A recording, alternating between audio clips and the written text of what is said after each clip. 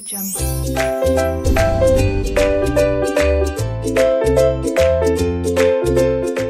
Sir, good morning, good morning. Yes sir. सरकार, indirect tax, CA final, CS final या CMA final. Sir, indirect tax की अगर हम बात करें तो as far as our syllabus is concerned. अच्छा, एक बात और आपको ध्यान में कर देना, ये क्या चल रहा है उसको नहीं करना ध्यान। ओके, वीडियो रिकॉर्ड हो रहा है यार। ओके, तो सर तो पॉइंट मेरा आपसे ये कि indirect tax, first of all this is a full course batch. ये कोई फास्ट ट्रैक बैच नहीं है, कोई रिवीजन बैच नहीं है, this is a full course batch. पर हाँ, आपने सीए फाइनल इनडायरेक्ट टैक्स में आप आ गए हो अगर यहाँ पे क्लास में, इट मीन्स आपने आर्टिकलशिप तो करी है। सेकंड थिंग, आपने इंटरमीडिएट भी पास किया होगा, सीए इंटर, तो वहां भी कुछ ना कुछ तो आपने इनडायरेक्ट टैक्स पढ़ा है यार। तो मैंने प्रिजम्पशन लिया है कि आपको, हाँ दिल की बात आ गई बार सर सर हमको कुछ भी याद नहीं है, ठीक है। Okay, this is a full course batch. सबसे पहली बात, हमको कुछ भी याद नहीं है, और अगर आर्टिकल्स में भी कुछ किया है तो किया है, अच्छे से किया है, नो डाउट। पर एज फार एज पढ़ाई इज कंसर्न, हमको सब कुछ पढ़ना है। मैंने प्रेजेंटेशन नहीं लिया है कि आपको कुछ भी नहीं आता है। We are reading it for the first time. Indirect tax का आई भी नहीं आता है। अंदर से इतनी खुशी है सर ओके, चलिए सर। तो right from the basic we have to begin and till top we have to reach. Clear? देखो, आप ये ध्यान रखिए कि we are not reading just to pass the exams, we are reading to become a chartered accountant और a company secretary और अ CWA. समझे मेरी बात? आपने अगर ये लेक्चर पढ़ा, इट मींस आपको इनडायरेक्ट टैक्स आना चाहिए। That's it, that's it. अब एग्जाम कोई भी हो, कभी भी हो, कैसा भी हो, समझे मेरी बात? केवल एग्जाम पास करना is not a target. Okay, हमको इनडायरेक्ट टैक्स आना चाहिए। यहां से क्लास से नीचे उतरे, जो हमने क्लास में पढ़ा वो नीचे किसी ने कुछ पूछ लिया, अपने को आना चाहिए। That's it. Clear? Indirect tax एक ऐसा टैक्स है, जीएसटी पर्टिकुलरली अगर हम बात करें, एक ऐसा टैक्स है जो रोज काम आता है, रोज, वो भी डेली बेस पर और हर ट्रांजेक्शन पे। आप अगर नीचे से कुछ परचेज भी कर रहे हो तो भी काम आता है।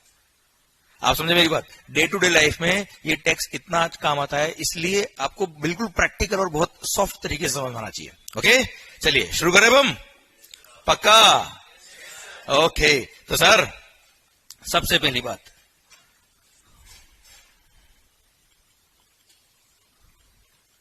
अच्छा एक बात और, प्रेजेंटेशन लिया है, कुछ भी नहीं आता है, पहली बार हम बात कर रहे हैं, पहली बार हम पढ़ रहे हैं, पर फिर भी अगर मैंने आपसे कोई क्वेश्चन पूछा है, it means you know the answer. मैं आपसे वही क्वेश्चन पूछूंगा जो आप एक लॉजिक से सोच के देंगे ना, you can give the answer. Okay, और आपको मेरे से इंटरेक्ट करना है, बात करना है। ओके, एंड सर जो भी वीडियो क्लास में है उनको भी मेरे से बात करना है, इंटरेक्ट करना है, और आपको भी आंसर देना है। ऐसा लगना चाहिए कि बस आप और हम पढ़ रहे हैं। ओके, तो सर सबसे पहली बात, इनडायरेक्ट टैक्स क्या होता है? Yes sir, what do you mean by indirect tax? Basic answer चाहिए मेरे को, कोई टेक्निकल आंसर नहीं चाहिए sir, please. Tax paid indirectly to the government. Okay, how it is paid to the government indirectly, मतलब कैसा मैकेनिज्म होता है?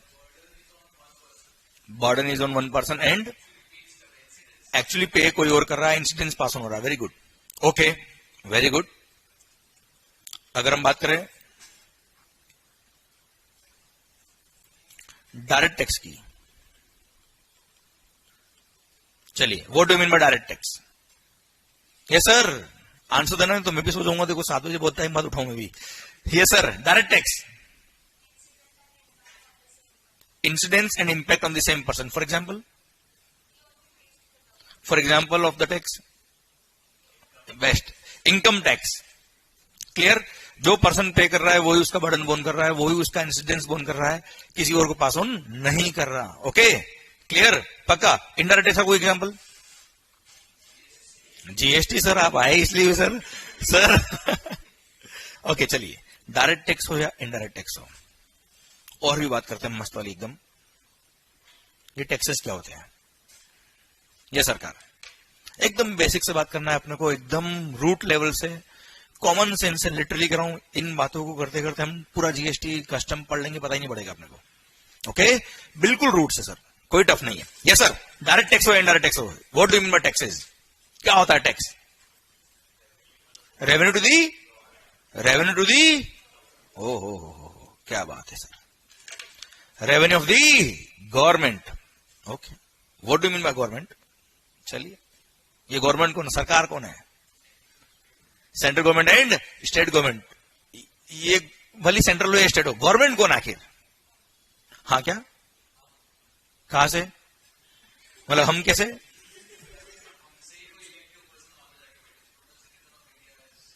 मतलब we all are the government, पक्का हम है सरकार। डेमोलिशन देख क्या है? कैसे हमें गवर्नमेंट? ये सर इलेक्शन होते हैं, उसमें हम क्या करते हैं? वोटिंग करते हैं, और जो कैंडिडेट होते हैं उसके अंदर जो मोस्ट एजुकेटेड होते हैं, समझदार लोग होते हैं, हंसो मत होए सर, वेल मैनर्ड लोग होते हैं, उनको हम इलेक्ट करते हैं। ओके, क्यों करते हैं इलेक्ट? क्या है गवर्नमेंट, हम क्यों इस तरह से काम कर रहे हैं सर? यस सर, हम क्यों है गवर्नमेंट, कैसे हम लोग? क्योंकि इंडिया में क्या है? Yes, democracy. India is a democratic country. Presidential rule नहीं चलता है यहाँ पे कि साहब राजा ने कह दिया बात मानना है, दैट्स इट। नहीं, ऐसा नहीं। जनता जो कहेगी वो होगा। For the people, by the people and for the people. Democracy means for the people, by the people and of the people. Clear? जनता का, जनता के लिए एंड जनता के द्वारा। क्लियर? मतलब देश कौन चलाएगा? ऐसे चलाओगे? ऐसे चलाओगे? देश कौन चलाएगा? पक्का 100%। ओके, तो सर जो जनता चाहेगी वो होगा, जो हम सब चाहेंगे वो होगा, जो हम सब सोचेंगे कि ऐसा होना चाहिए वैसा होगा। क्यों? क्योंकि इंडिया में क्या है? डेमोक्रेसी। ओके, तो एक बार वापस है, गवर्नमेंट कौन? न बीजेपी, न कांग्रेस, न शिवसेना, न कोई पार्टी। ये तो क्या है? ये ग्रुप है जिसको हमने इलेक्ट किया है। क्लियर? समझा मेरी बात? तो डेमोक्रेसी मतलब हम लोग। तो सर देश कौन चला रहा है? पक्का। तो सर देश में जितने भी कानून बनते कौन बनाता है? All laws are framed by we all guys. पक्का। तो सर किसी भी लॉ में अगर अमेंडमेंट करना कौन करेगा? मतलब इनकम टैक्स एक्ट किसने बनाया है? ओ सर क्या बात कर रहे हो सर, हम ऐसा नहीं कर सकते सर। तो पूरा जीएसटी किसने बनाया है? पक्का। सारे लॉज किसने बनाए हैं? पक्का। आवाज नहीं आ रही? देखो यार सर, अब ये यहां तक अच्छा लग रहा था सर। और पता है यही सारे लॉज जो हमने बनाए हैं, एक्चुअली हमने बनाए हैं, हमारे लिए बनाए हैं, उसको हम याद कर रहे हैं, रट रहे हैं, बस समझ में नहीं आया। अरे सर आंसर आना चाहिए बस। आप समझ रहे हो मेरी बात को? सर जब तक आपको बेसिक नहीं पता है तब तक आप टॉप लेवल तक कैसे पहुंचेंगे यार हम लोग? इसलिए we have to reach till top. पर कैसे? हमारा बॉटम बहुत अच्छा होना चाहिए, हमारा जो बेस लाइन है वो बहुत स्ट्रांग होना चाहिए। ओके, हमारे कॉन्सेप्ट्स बहुत स्ट्रांग होना चाहिए, वहां से हमको शुरुआत करनी है। That is the target. समझा मेरी बात? इसलिए मैंने आपसे कहा कि अगर आपने पहले कुछ ऑफिस में काम, डेफिनेटली आप सबने काम किया होगा, कुछ लोगों ने हो सकता है जीएसटी में काम नहीं भी किया होगा, और बहुत सारे सबने इंटरमीडिएट में पढ़ाई होगा सर, इंटर में आपने, पर फिर भी मैं मान के चलता हूं कुछ भी नहीं आता। We are reading for the first time, आपको इंडायरेक्ट टैक्स का आई भी नहीं आता है। क्लियर? आप जस्ट 12th पास आउट हो, इतना समझे मेरी बात? Everything we have to read, और बहुत अच्छे से। ओके, तो सर शुरू करेंगे हम? पक्का। ओके, तो सर अभी हमने कहा गवर्नमेंट कौन? ऐसे ढीले ढीले बात करोगे तो सर नेता लोग खा जाएंगे हम लोग को। गवर्नमेंट कौन? ओके, तो सरकार। अभी हमने बात करी जितने भी लॉज होंगे वो कौन फ्रेम करेगा? हम फ्रेम करेंगे। जितना भी देश के अंदर जो भी मैकेनिज्म चलता है वो कौन करेगा? हम लोग चलाएंगे। तो सर गवर्नमेंट के जो पावर्स होते हैं, गवर्नमेंट के जो पावर्स होते हैं, अब सर अगर हम गवर्नमेंट की पावर्स की बात करें तो सर आप देखिएगा, अब यार हमने ये सब बातें कर ली कि गवर्नमेंट कौन, हम, देश कौन चलाएगा, कानून कौन बनाएगा, सारे लॉज कौन फ्रेम करेगा? हम। कैसे करेंगे? कैसे करेंगे सर?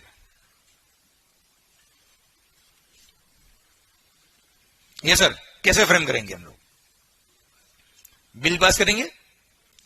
कहां पास करेंगे? पार्लियामेंट में। ये पार्लियामेंट कैसे बनता है sir? What is parliament? Yes, you are correct, जो आप सोच रहे हो सही है, बोलो पर, एक्सप्रेस करो।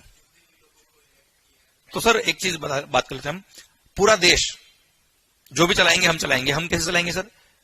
सर सारे डिसीजन हम लोग मिलकर लेंगे। अब हम सब लोग देश के लगभग 130+ करोड़ पब्लिक कैसे डिसीजन लेंगे? तो हमने क्या किया, हमारे एरिया के पूरे देश में, पूरे देश के जितने भी एरिया है, हर एरिया से हमने क्या किया, कुछ लोगों को जो वेल मैनर्ड, वेल एजुकेटेड, अच्छे लोग हैं, उनको हमने इलेक्ट किया। क्लियर? हमने उनको इलेक्ट किया and they will represent us, they will represent us. और अल्टीमेटली हमने क्या बनाया साहब? पार्लियामेंट। क्लियर? संसद। तो parliament is the representation of entire country. मतलब आज फॉर एग्जाम्पल अंधेरी मुंबई, यहां की कोई member of parliament, it means they are representing entire Andheri. Clear? उन्होंने कुछ बात कही, मतलब पूरा अंधेरी वाले लोग ये कह रहे बात। अरे ऐसे नो, समझा मेरी बात? ऐसे ही पूरे देश के हर एरिया के सर लोगों को हमने क्या किया, इलेक्ट किया and ultimately they formed parliament. तो पार्लियामेंट क्या है? Parliament is the representation of the entire country. तो सर हम कौन? मैं कनेक्ट कर रहा हूं सर बातों को, इसलिए जल्दी बोलो। हम कौन? गवर्नमेंट। गवर्नमेंट कौन? चलो गवर्नमेंट कौन? हम through parliament, we are through parliament. अच्छा, मतलब पार्लियामेंट ने कोई डिसीजन लिया, मतलब किसने लिया है? हमने लिया है। इसलिए आपने देखा होगा कोई भी बिल अगर प्रेजेंट होता है तो कहां होता है? पार्लियामेंट में होता है। पार्लियामेंट में वो जब पास होता है तब जाके वो क्या बनता है? एक्ट बनता है। प्रेसिडेंट के सिग्नेचर होते हैं सर, उसके बाद वो एक्ट होता है। जैसे आपने देखा होगा फाइनेंस बिल, फाइनेंस बिल आता है, हर साल आता है सर, कोई डाउट? फाइनेंस बिल आता है, clear? Both the houses of parliament से पास होता है, क्लियर? उसके बाद प्रेसिडेंट के साइन होते हैं and then it becomes a act. तब तक वो एक्ट नहीं होता है, वो बिल होता है, प्रपोज किया होता है कि we want this changes. Clear? समझे मेरी बात? इसलिए गवर्नमेंट की जितनी भी पावर्स है, all powers are parliamentary powers. मतलब अगर आज मोदी जी चाहे या कोई भी सरकार चाहे कि ये चेंज कराए, नहीं कर सकते जब तक पार्लियामेंट से पास नहीं हो जाए। क्लियर? कोई डाउट इसमें? पक्का? तो सर गवर्नमेंट की जितनी भी पावर्स है वो सारे powers are, all the powers are parliamentary powers. Clear? ये क्लियर है आपको सर? 100%। आज मान लो अपने जो फाइनेंस मिनिस्टर है वो चाहे कि ये पास कर दो, तो सर डायरेक्टली क्या वो एक्ट बना सकते हैं क्या? आवाज नहीं आ रही हुई sir? All powers are parliamentary powers. Parliament बोलेगी तो काम होगा, पार्लियामेंट बोलेगी तो काम नहीं होगा। 100%। चलिए, तो आप मुझे बताओ, क्या parliament all 365 days in a year, क्या पार्लियामेंट का सेशन चलता है? नहीं चलता है। कितनी बार चलता है? ओके। तो सर अब आपको पता है पीरियोडिकली पार्लियामेंट के सेशंस होते हैं। अरे क्लियर? अब पार्लियामेंट के सेशन होंगे on an average, 2 parliamentary session में लगभग 2 to 3 मंथ का गैप होता है साहब, एवरेज। अरे ऐसा नो। अब सर आप मुझे बताओ, सोच बताना sir, I won't answer from everybody, okay? आप ये सोचो कि आप और मैं 2 ही जने बैठे और बात कर रहे हैं एक दूसरे से, दैट्स इट। सर मेरा पॉइंट आपसे ये है कि पार्लियामेंट के सेशन मान लो 2 दिन पहले खत्म हुआ है सर। पार्लियामेंट का सेशन अभी 2 दिन पहले ही खत्म हुआ है and next session will come on around 2 to 3 months, जो भी शेड्यूल बनेगा उस अकॉर्डिंग। अरे यस या नो? अब मेरा पॉइंट आपसे ये है,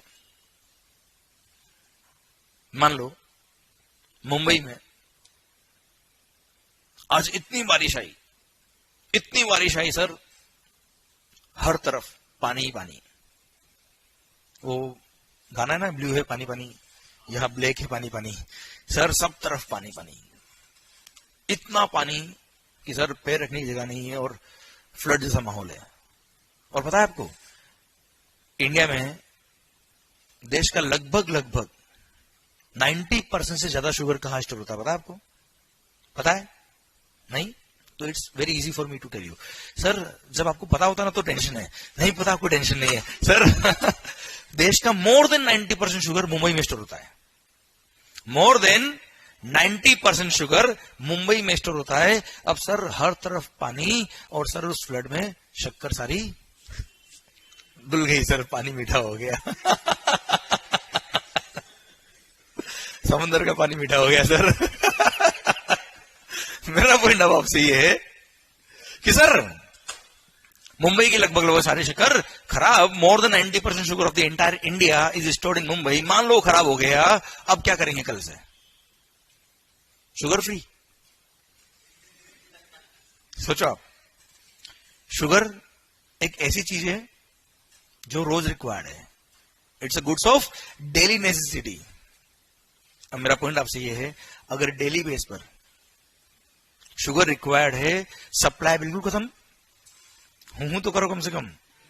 हाँ बोलने में जोर आता, हूं तो कर दो। सर पॉइंट मेरा आपसे ये है, देश का मोर देन 90% शक्कर खराब हो गया, डिमांड उतना का उतना, सप्लाई एकदम कम हो गया, क्या होगा मुझे बताओ आप? प्राइसेस इन्फ्लेट हो जाएगी सर? यस या नो? अब अगर शुगर जैसी गुड्स की प्राइसेस इतनी हाइक हो जाए तो सर कांग्रेस वाले तो कह देंगे सर मोदी जी ने शक्कर बढ़ाई है प्राइस। अरे यस या नो? समझे आप मेरी बात? तो सर ये तो बड़ा ही प्रॉब्लम हो जाएगा सर। इन्फ्लेशन रेट का सोचो क्या होगा सर? अरे यस या नो? अब सर ऐसी सिचुएशन में गवर्नमेंट को क्या करना चाहिए? सोच के देखो आप देश का लगभग सारा शक्कर खराब हो गया, पर कंजम्पशन के लिए डेली रिक्वायर्ड है। अब सर ऐसा तो नहीं मोदी जी एकदम जोश भरा भाषण देंगे कि मेरे प्यारे किसान भाइयों, हमें देश में शक्कर चाहिए, आप जाइए अपने फार्म पे शुगर केन प्रोड्यूस करिए और कल मेरे को देश के अंदर शक्कर चाहिए। मिल जाएगी? मिल जाएगी? पॉसिबल ही नहीं है सर। शुगर केन प्रोड्यूस होगा, सीजनल है, ये प्रोड्यूस होगा, देन फैक्ट्रीज में जाएगा, कट होगा, शुगर केन जूस बनेगा, उसको सुखा के फिर शक्कर बनाएंगे। प्रोसेस है सर, टाइम लगेगा इसमें। तो तब तक क्या? अब आप सोचिए, देश का लगभग लोग सारा शक्कर खराब, खत्म हो गया, नया प्रोडक्शन होने में टाइम लगेगा, तब तक लिए क्या करें? आप सोच के देखिए। यस, क्या करेंगे सर? इंपोर्ट करेंगे। तो सर उस पर्टिकुलर मोमेंट पर government should promote the import of sugar.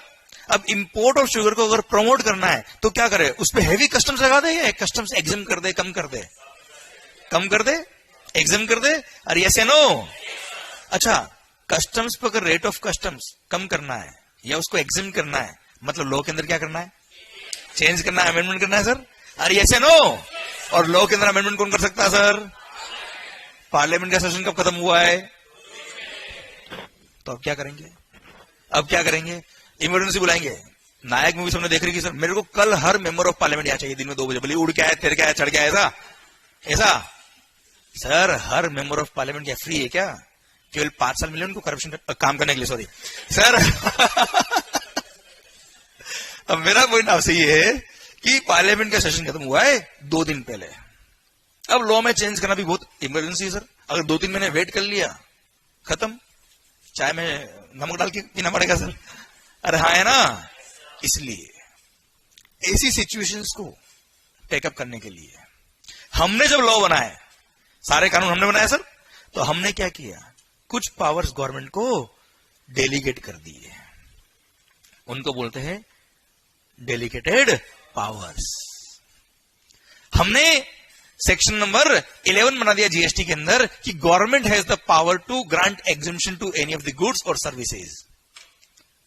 हमने सेक्शन नंबर 25 बनाया कस्टम्स एक्ट में कि government has the power to grant exemption to any of the goods और सर्विसेज। हमने सर सेक्शन नंबर 5A बनाया था एक्साइज के अंदर। सर हमने हर एक्ट के अंदर कई सारे इस तरह के सेक्शन बनाए। आपने भी अब तक कई सारे सेक्शंस पढ़े होंगे। आपने सर इनकम टैक्स एक्ट पढ़ा होगा, उसमें लिखा होगा गवर्नमेंट हैज द पावर। आपने कई सारे सेक्शन पढ़े होंगे, सीबीडीटी हैज द पावर। आपने कई सारे कंपनीज एक्ट में पढ़ा होगा, बोर्ड हैज द पावर। अरे यस या नो? वो पावर हमने दी है। हर सेक्शन में नहीं होगा sir, every section does not have this power. अरे आप एग्री कर रहे हो कि नहीं? पक्का? 100%? यस। तो सर इस तरह के कुछ सेक्शन हमने हर एक्ट में बनाए और हमने कुछ पावर्स जहां हमको लगता था कि नहीं यार पार्लियामेंट अगर नहीं भी है तो भी ये अमेंडमेंट हो जाए, ये चेंज हो जाए, सो दैट देश के अंदर काम नहीं रुके। हमने कुछ पावर क्या कर दिया भाई? क्या कर दिया मालिक? डेलीगेट कर दिए। क्लियर? इसलिए आपने देखा होगा कि सर साल में बजट तो एक बार ही आता है, फाइनेंस बिल तो एक बार ही पास होता है, पर फिर भी साल भर अमेंडमेंट होते रहते हैं। होते हैं कि नहीं होते हैं? कैसे होते हैं? डेलीगेटेड पावर्स के थ्रू होते हैं वो। आप समझ आ रही बात मेरी? पक्का बच्चों? क्लियर? अब सर ये डेलीगेटेड पावर का सिस्टम जो हमने इंट्रोड्यूस किया, क्लियर? और सर इसकी वजह से लो आपने देखा होगा सर फ्रिक्वेंटली चेंज होता रहता है। आपने जीएसटी जब से आया है तब से आपने देखा होगा कई सारे अमेंडमेंट हो जा रहे हैं सर। वो कहां से होते हैं सर? डेलीगेटेड पावर्स के थ्रू होते हैं। फाइनेंस एक्ट के थ्रू तो होते ही होते हैं सर, पर डेलीगेटेड पावर के थ्रू नोटिफिकेशंस और है ना, आपने देखे होंगे कई सारे नोटिफिकेशन आते हैं। कहां से आते हैं? वो यहां से आते हैं। क्लियर? यहां तक सिस्टम क्लियर है क्या भाई? पक्का? ओके। अब सर बहुत सारे लोग सोच रहे होंगे सर ये सब बातें आप क्यों कर रहे हो, हमको तो सर जीएसटी पढ़ाओ, बात खत्म। सर ये बातें करना इसलिए जरूरी था क्योंकि आपको पहले ये पता होना चाहिए कि हमको पढ़ना क्या है। आइए, हमको पढ़ना क्या है, कहां तक पढ़ना है, पहले हम वो बात कर लेते हैं। अब as far as examinations are concerned, ICI की पॉलिसी है, आईसीएसआई हो या सीएमए हो, इन सब का पॉलिसी है कि मंथ ऑफ द एग्जाम से 6 मंथ पहले तक के अमेंडमेंट्स होते हैं जो एप्लीकेबल हो गए, प्रपोज नहीं भाई, एप्लीकेबल जो पास हो गए, क्लियर? वो हमारे एग्जाम्स के लिए रिलेवेंट होते हैं। Okay, so if you are having your exams in November 2022, then all amendments which are made effective or applicable till 30th April 2022 will be relevant for the purpose of your exams. And if you are having your exams in May 2023, then ऐसे case में all amendments which are made effective till 31st of October 2022 will be relevant for your exams. समझा मेरी बात? Okay, since अभी चल रहा है April month, अरे यस या no? 14th April. In this batch, we are going to cover all the amendments which are made effective till 30th April 2022. तो 30 अप्रैल 2022 तक जितने भी अमेंडमेंट्स एप्लीकेबल हो हिंदुस्तान के अंदर वो आपके लिए रिलेवेंट है फॉर योर एग्जाम्स। और वो सारे अमेंडमेंट्स हमारी जो बुक आपको मिलेगी उन सारी बुक्स में ये कवर्ड है। 30 अप्रैल तक के सारे अमेंडमेंट हम कवर करके आपको देंगे और वो सब हम डिस्कस करेंगे। अच्छा, जिनकी भी एग्जाम्स May 23 में रहेंगे, डोंट वरी, इन 6 मंथ में जो अमेंडमेंट्स होंगे, उनके अमेंडमेंट्स का पीडीएफ फाइल नोट्स का प्लस अमेंडमेंट लेक्चर मैं यूट्यूब पे अपलोड कर देता हूं। वैसे भी हर बार तो आपको वहां से मिल जाते हैं और बहुत ज्यादा अमेंडमेंट नहीं होते हैं। जिनके कॉन्सेप्ट क्लियर होते हैं ना सर, जो इतना बेसिक से पढ़ लेता है उसको अमेंडमेंट अपना समझ में आते हैं। अभी धीरे धीरे हम शुरू करेंगे तो आपको लगेगा सर बहुत ईजी था। तो क्लियर? सो जिनकी भी एग्जाम्स नवंबर 22 हो या May 23 है, दिस बैच इज कंफर्टेबल, कोई दिक्कत नहीं है उसमें। ओके, तो सर हम कब तक कवर करने वाले हैं अभी इस पेज में? क्लियर? समझे मेरी बात? ओके, जितने भी क्वेश्चंस आपको मिलने वाले हैं, जितनी जो भी बुक आपको मिलेगी वो 30 अप्रैल 2022 तक अमेंडेड मिलने वाली है आपको। ओके, तो सर ये कहानी मैंने आपको क्यों समझाई, समझ में आया आपको? क्लियर? भले ही फाइनेंस एक्ट साल में एक बार आता है, पर अमेंडमेंट बार बार जो होते हैं कैसे होते हैं समझ में आया आपको? पक्का? ओके, तो एक बार आप मुझे बताएं, गवर्नमेंट कौन? पक्का? जितने भी लॉ बनाएंगे कौन बनाएंगे? आवाज नहीं आ रही ओए। पक्का? 100%? चलो, तो एक बार, बहुत सारे लोग बोलते हैं गवर्नमेंट चोर, बोलते हैं ना सर, तो एक बार बोलना गवर्नमेंट कौन? हम। और हम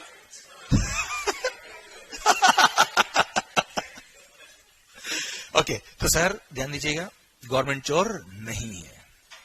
हाँ, कुछ लोग हो सकते हैं जो काम अच्छे से नहीं कर रहे, ईमानदारी से नहीं कर रहे, वो हो सकता है, अदरवाइज गवर्नमेंट कौन? चलो एक एग्जांपल दूं क्या, इस पर ट्रस्ट हो जाएगा आपको कि हाँ सर सही में गवर्नमेंट अच्छी है सर। अभी तक तो सर आपने कहा बहुत अच्छा लग रहा है सर, कैसे अच्छी है सर? देखते हैं, लॉ सारे हमने बनाए हैं। क्लियर? कैसे देखते हैं? देखते हैं सर। सरकार, पता है आपको, अगर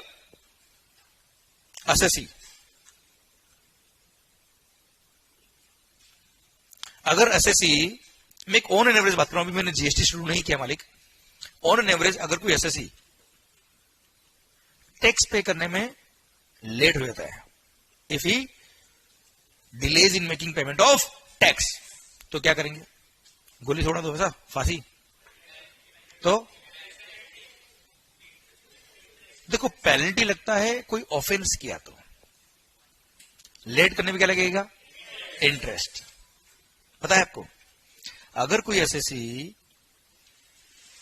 टैक्स पे करने में लेट हो रहा है, भले वो जीएसटी हो या कोई भी टैक्स हो, तो sir he will have to pay the interest. और मैं जीएसटी की बात करता हूं आपसे, अगर एसएससी लेट करता है, एक दिन भी उसने लेट किया है, तो rate of interest is 18% per annum. Generally बता रहा हूं आप, ओवरऑल मोटा मोटी कितना मालिक? 18% पर एनम। अरे क्लियर? ओके। और पता है, अगर कभी मान लो हमने एक्स्ट्रा टैक्स पे कर दिया, या किसी वजह से हमारा अमाउंट ऑफ टैक्स रिफंडेबल आ रहा है, क्या रहा मालिक? तो रिफंड कौन देगा? मालिक। और गवर्नमेंट रिफंड देने में अगर, पता है, if government delays the refund, पहली बात तो गवर्नमेंट को टाइम दिया है 60 डेज का, जीएसटी की बात करूं आपसे, 60 डेज में जिसने रिफंड अप्लाई किया है, इफ ही इज एलिजिबल, तो उसके अकाउंट में क्रेडिट हो जाना चाहिए with in 60 days. With in 60 days उसके अकाउंट में अमाउंट क्रेडिट हो जाना चाहिए साहब। और अगर बियॉन्ड 60 डेज गवर्नमेंट ने अगर पेमेंट नहीं किया, तो they are liable to pay the, and you know what is the rate of interest? 6% per annum. हमारे लिए 18, और वो भी वेरी नेक्स्ट डे से, जैसे 20th of the next month is the due date, तो 21st से क्या लगेगा? और खुद के लिए 6%, वो भी 60 डेज के बाद। है कि नहीं चोर? आप मुझे बताओ, नाइंसाफी है कि नहीं सर? आवाज नहीं आ रही, देखो यार, पक्का? ओके, चलिए, तो क्या करना चाहिए आप बताओ, सॉल्यूशन बताओ। चलो, या भी बैठा करते सर, सॉल्यूशन ये है, या तो इनकी भी 18 कर दो, या हमारे भी। यार मैं क्या कह रहा हूं, आप पढ़ाई कर रहे हो, सोच मत बैठो यार, मस्त अपन बात कर रहे हैं, दैट्स इट। लिटरली कह रहा हूं मैं, ऐसे ही पढ़ाई होगी, मस्त होगी, बात करो आप मेरे से। क्लियर? समझो मेरी बात। वीडियो क्लास वाले सोच रहे सर हम किससे बात कर रहे हैं? अरे भाई बात कर, सुन रहा हूं तुमको भी, देख रहा हूं। सर मेरा पॉइंट आपसे ये है कि यू टेल मी सॉल्यूशन क्या है इसका? या तो गवर्नमेंट के लिए कितना कर दो 18, या हमारे लिए भी कितना कर दो। चलिए, अगर हमारे लिए 6% पर एनम कर दिया तो सोचते क्या होगा? अब थोड़ा सोचते आगे। अगर हमारे लिए 6% पर एनम कर दिया तो एसएससी को अगर टैक्स पे करने पर, टैक्स लेट पे करने पर 6% पर एनम ही इंटरेस्ट देना पड़ रहा है अगर, तो वो क्या करेगा? लेट ही पे करेगा ना सर। अगर बैंक से लोन लेने जाएगा तो 15%, बिजनेस लोन की बात करें हम 12%, 13%, 15%, और वो भी क्यूमुलेटिवली, फ्री प्रोसेसिंग चार्ज अलग, डॉक्यूमेंटेशन चार्ज अलग, फिर उसको सर प्रॉपर्टी सिक्योरिटी देनी है, सब काम करना पड़ेगा सर। इधर तो अनसिक्योर्ड लोन, कोई लोन कोई टेंशन नहीं है सर।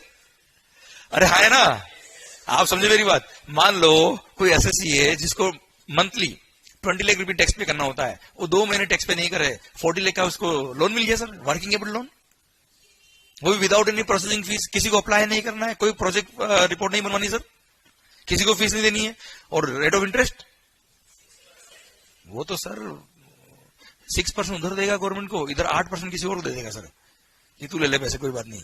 अरे हाँ है ना भाई? क्लियर? आप मुझे बताओ, अगर मार्केट में rate of interest business loan पर 12%, 18%, 15% चल रहा है, तो क्या गवर्नमेंट को हमारे लिए 6% करना चाहिए? आवाज नहीं आ रही, देखो यार, तो बताओ 18% सही है कि नहीं है? आवाज नहीं आ रही ओए, मतलब सर 18% बिल्कुल सही है। ठीक है सर, तो हमारे लिए 18 रखो, पर इनके लिए भी आवाज नहीं आ रही, देखो यार 18 कर दे इनके लिए भी। सोचो अगर गवर्नमेंट का रिफंड देने में अगर गवर्नमेंट लेट होती है और उनके लिए रेट ऑफ इंटरेस्ट 18% कर दे, तो हर एसएससी क्या करेगा? एक्स्ट्रा पे करेगा सर। इधर वो रिफंड के लिए अप्लाई ही नहीं करेगा, या अप्लाई करेगा तो भी ऑफिसर बोलेगा रिफंड आपका आ गया, नहीं अभी नहीं चाहिए, थोड़े दिन रखो आप आपने। यू टेल 18% भाई, सोर्स ऑफ इनकम हो गई उनके तो। आज एफडी पे रेट ऑफ इंटरेस्ट 6% भी नहीं है।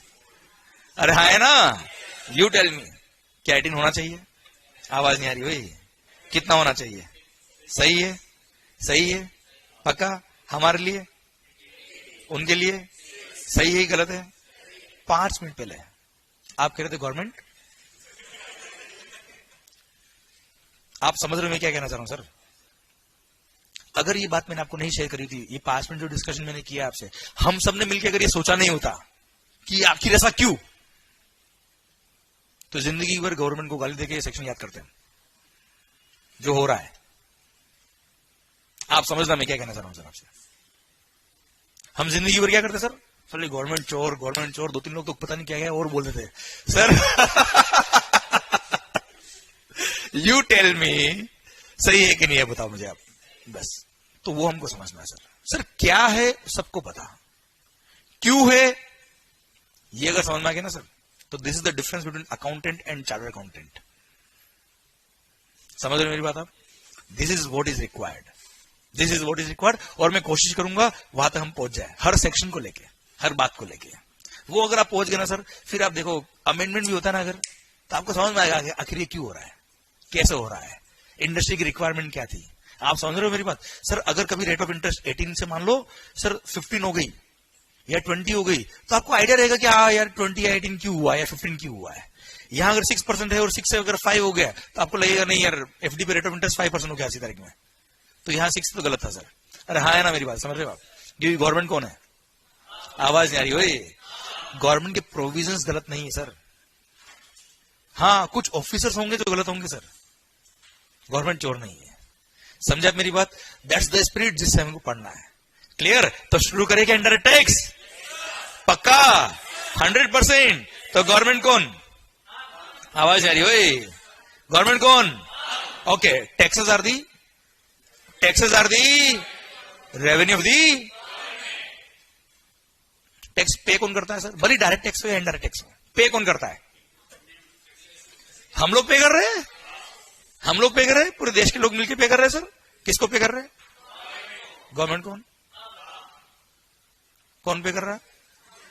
कौन पे कर रहा? किसको पे कर रहे हैं? कुछ समझ में आ रहा है sir? Taxes are a kind of mutual fund जो हम सब लोग मिलकर क्या कर रहे हैं? इकट्ठा कर रहे हैं। Clear? And we all will use this fund to run the country. अभी हमने बोला ना देश कौन चलाएगा सर? कैसे चलाएंगे सर? अगर मान लो यस फंड चाहिए, फंड कहां से आएगा? आज रोड बनानी है, अगर रोड कहां से बनेगी सर? यस। सिक्योरिटी के लिए पुलिस चाहिए, आर्मी चाहिए, कहां से आएगा? Yes sir. That's what is the requirement of the taxes. समझे आप मेरी बात? पूरी गवर्नमेंट मशीनरी को रन करने के लिए वी नीड द रेवेन्यू, और रेवेन्यू कहां से आएगा सर? हम लोग ही कलेक्ट करेंगे। समझे आप मेरी बात? क्लियर? अब वो फंड को कलेक्ट करने के लिए 2 मैकेनिज्म है, एक है डायरेक्ट टैक्स, एक है इनडायरेक्ट टैक्स। अब सर डायरेक्ट टैक्स आपको पता है कि जो पर्सन पे कर रहा है वही बोन कर रहा है। Income tax for example sir, जो ज्यादा अमीर होगा वो ज्यादा टैक्स पे करेगा, जो गरीब होगा वो कम टैक्स पे करेगा। क्लियर? समझे? अब मेरा पॉइंट आपसे ये है, इनडायरेक्ट टैक्स एक ऐसा टैक्स है सर जो हर गुड्स पे लगाया गया है, हर सर्विस पे लगाया गया है। अब सर अमीर होगा तो सर भारी चीजें खरीदेगा, परचेज करेगा, तो उसको टैक्स लगाना पड़ेगा सर। अगर सर गरीब आदमी होगा, कम प्राइस की गुड्स खरीदेगा, उसको कम टैक्स पे करना होगा सर। हाँ है ना? तो this is directly on the goods और सर्विसेज। जो भी आप गुड्स और सर्विसेज कंज्यूम करेंगे, परचेज करेंगे, उस पर आपको टैक्स पे करना है, और ultimately it will go to the government. हाँ है ना? अब आप मुझे बताओ सर, एंड कंज्यूमर जो गुड्स खरीद रहा है और अल्टीमेटली कंज्यूम कर रहा है, वो टैक्स पे करेगा? Is it possible for the government to go to each and every house and collect the tax from the each and every consumer? आवाज नहीं आ रही? नहीं। तो उन्होंने क्या किया? मैकेनिज्म बनाया। एक काम करो सर, जो सप्लायर है, जो गुड्स या सर्विसेज को बेच रहा है, उसको बोल दो कि भाई हम टैक्स तुमसे लेंगे, तुम अपने कस्टमर से ले लेना सर। हाँ है ना? दैट विल बी इजियर ना?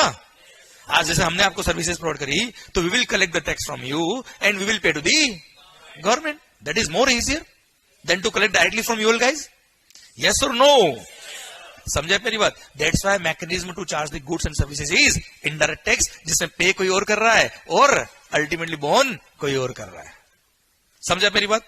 इनकम टैक्स में अमाउंट सब्सटेंशियल होता है, 2.5 लाख तक तो टैक्स है ही नहीं, उससे ऊपर ही टैक्स लगता है सर। अरे ये से नो, और जिसका इनकम 5 लाख तक है उस पर तो टैक्स है भी नहीं वैसे भी। क्लियर? बस इतना ही आता मेरे को इनकम टैक्स में। क्लियर? ओके, तो सर ये बात है क्लियर है आपको सर? आवाज नहीं आ रही? ओए पक्का पक्का? टैक्सेस कौन पे कर रहा है? हम। किसको? तो सर हम क्या हम कानून गलत बनाएंगे?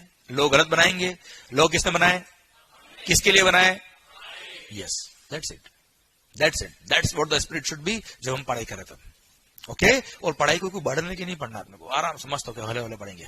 ओके सर, चलिए सर शुरू करते हैं हम बात इनडायरेक्ट टैक्स को लेकर। Sir indirect tax, as far as your syllabus is concern, as far as your syllabus is concern,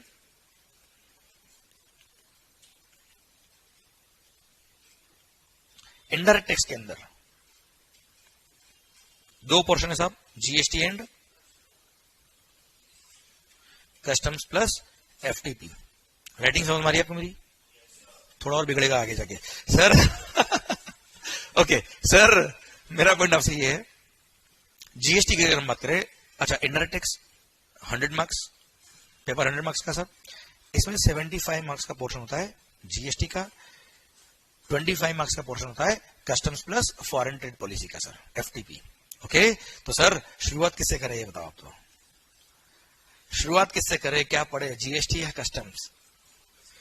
देश में सर सबसे डिमांडिंग पोजीशन आज की तारीख में है, कोई टैक्स की है तो वो क्या है? तो सर शुरू करें क्या जीएसटी? ऐसे धीरे धीरे बोलोगे तो मैं भी धीरे धीरे शुरू करूंगा। अरे शुरू करें क्या जीएसटी? पक्का? Okay, goods and services tax. Okay, एक और चीज जो भी मैं यहां लिखूंगा ना sir, at the end of the lecture हम क्या करेंगे, I will give you time to have a click of this slide. उससे क्या होगा कि यहां लिखने का टाइम आपको खराब नहीं होगा, एंड जो आपने क्लिक किया उसको घर जाके जब भी आप रिवीजन करोगे तो उसमें नोट कर लेना आप, तो अपना टाइम बचेगा, इफेक्टिवली पढ़ाई अच्छी होगी यहाँ पे। ओके सर, ठीक है मालिक। ओके, तो सरकार गुड्स एंड सर्विसेज टैक्स 1 जुलाई 2017 से 1 जीएसटी आया। पहले क्या था sir? Service tax, excise, VAT, sales tax. अरे हाँ है ना? ऐसा क्या हो गया जो ये टैक्स की रिक्वायरमेंट आई जीएसटी? मतलब ऐसा कहा जाता है कि इंडिपेंडेंट इंडिया का सबसे बड़ा इकोनॉमिक रिफॉर्म कोई है तो वो है GST. What was the requirement? ऐसा क्या हो गया जो जीएसटी लाना पड़ गया? What was the hurdles? तकलीफ क्या थी साहब, परेशानी क्या थी? कंप्लायंस बर्डन बहुत ज्यादा था, कैस्केड इफेक्ट था, मल्टीपल टैक्सेशन था, one nation one tax one market. तो ये सब क्या हमने सुना हुआ है, बातें करी हुई, अब देख लेते हैं होता क्या है। नहीं एक्चुअली देख लेते हैं। Clear sir? तो सबसे पहले बिफोर बिगिनिंग जीएसटी हम वो बात करेंगे आखिर जीएसटी क्यों आया और जीएसटी कैसे आया। तो अगला जो मैं पॉइंट बताने वाला हूं आपको सर, दैट्स वेरी इंपॉर्टेंट। ये मत समझना कि एक्साइज पढ़ा रहा है मंगल, तो दैट इज वेरी रिलेवेंट, और वहां से मैं कनेक्ट कर दूंगा जीएसटी, क्योंकि आपको बिल्कुल रूट अगर पता पड़ गया ना सर, माहौल बनने वाला है। ओके, तो सर बात शुरू करते हैं हम कि आखिर जब जीएसटी नहीं था, जब जीएसटी नहीं था तब क्या था। क्लियर? चलिए सर, मान लो I am a manufacturer of this pen. Clear? चलिए मार्कर है इधर, हाँ है।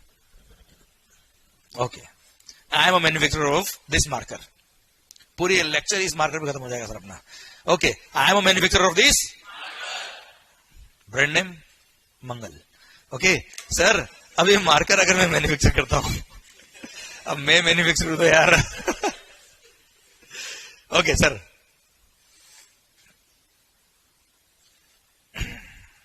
I am a manufacturer of this marker,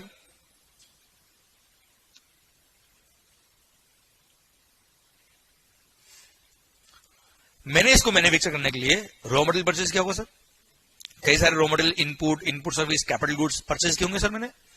मान लो मैंने इनपुट्स वगैरह परचेज किए कितने में? 100 में। मैंने क्या कहा, जब हाँ बोलने की इच्छा नहीं तो हूं कर दिया करो, उतना वही चलेगा, पर कुछ तो आना चाहिए सर। ओके, मैंने इनपुट परचेज किया कितने में? 100 में। अच्छा, एक्साइज था, अभी बात चल रही है किसकी? Excise. And excise was levied on manufacturer of goods. मैंने इनपुट परचेज किया कहां से? डायरेक्ट मैन्युफैक्चरर से सर। ओके, उन्होंने इस बिल पे क्या चार्ज किया? Excise duty. Suppose rate of tax was 10%, total 110. Clear? Okay sir, ये मेरा परचेज इनवॉइस है सर. जब मैंने ये इनपुट परचेज किया होगा, इससे मैं मैन्युफैक्चर करूंगा क्या? मेरा output goods which is marker, marker बना रहा हूं मैं. आई एम अ मैन्युफैक्चरर. अगेन जब इसको सेल करूंगा, मैन्युफैक्चर किया है सिंस मैंने, इसलिए इस पे क्या लगने वाला है? एक्साइज. परचेज पे ऑलरेडी क्या पे किया मैंने? एक्साइज. सेल पे वापस क्या लग रहा है सर? एक्साइज. तो जो परचेज पे टैक्स पे किया है वो अल्टीमेटली मेरी कॉस्ट का पार्ट बन रहा है सर. और कॉस्ट का पार्ट बनेगा तो अल्टीमेटली इसकी सेल प्राइस में वो इंक्लूड होगा, और इसकी सेल प्राइस में वापस से टैक्स लगने वाला है सर. तो सर जो परचेज पे टैक्स पे किया उसका क्या मिलना चाहिए? क्रेडिट. तो पहले बोलते थे इसको सैनवेट क्रेडिट. तो मैंने सैनवेट क्रेडिट अवेल कर लिया. कितने का मालिक? 10 का. आउट ऑफ 110 मैंने 10 का क्रेडिट ले लिया. अवेल क्या मतलब? लिया है अभी मैंने. अवेल क्या है? Now it is available for me. Clear? Okay, out of 110 अगर 10 का मेरे को क्रेडिट मिल गया तो मेरी कॉस्ट कितनी होगी मालिक? 100. क्लियर? अब मैंने अपने एक्सपेंसेस किए होंगे, अपना मार्जिन ऐड किया होगा, अपने सर फैक्ट्री चलाई तो बहुत सारे ओवरहेड्स वगैरह हुए होंगे, वो सब मैंने ऐड किया, उसको बोलते हैं वैल्यू एडिशन. मान लो वो था ₹40. इसमें मेरा मार्जिन भी आ गया, प्रॉफिट मार्जिन वगैरह सब कुछ आ गया सर. क्लियर? ओके, मेरा सेल प्राइस कितना होगा मालिक? 140 सर. क्लियर? अब 140 में बन गया क्या? Output goods. क्लियर? अब 140 में जब आउटपुट गुड्स मैं बेचूंगा, अगेन क्या लगने वाला है इस पे? Suppose rate of tax is 10%. Again कितना हो sir? Total 154. Okay, indirect tax है. मैंने कस्टमर को ये बिल बनाया 154 का, उनसे मैंने 154 ले लिया. इसमें से 14 क्या है? एक्साइज. किसका रेवेन्यू है?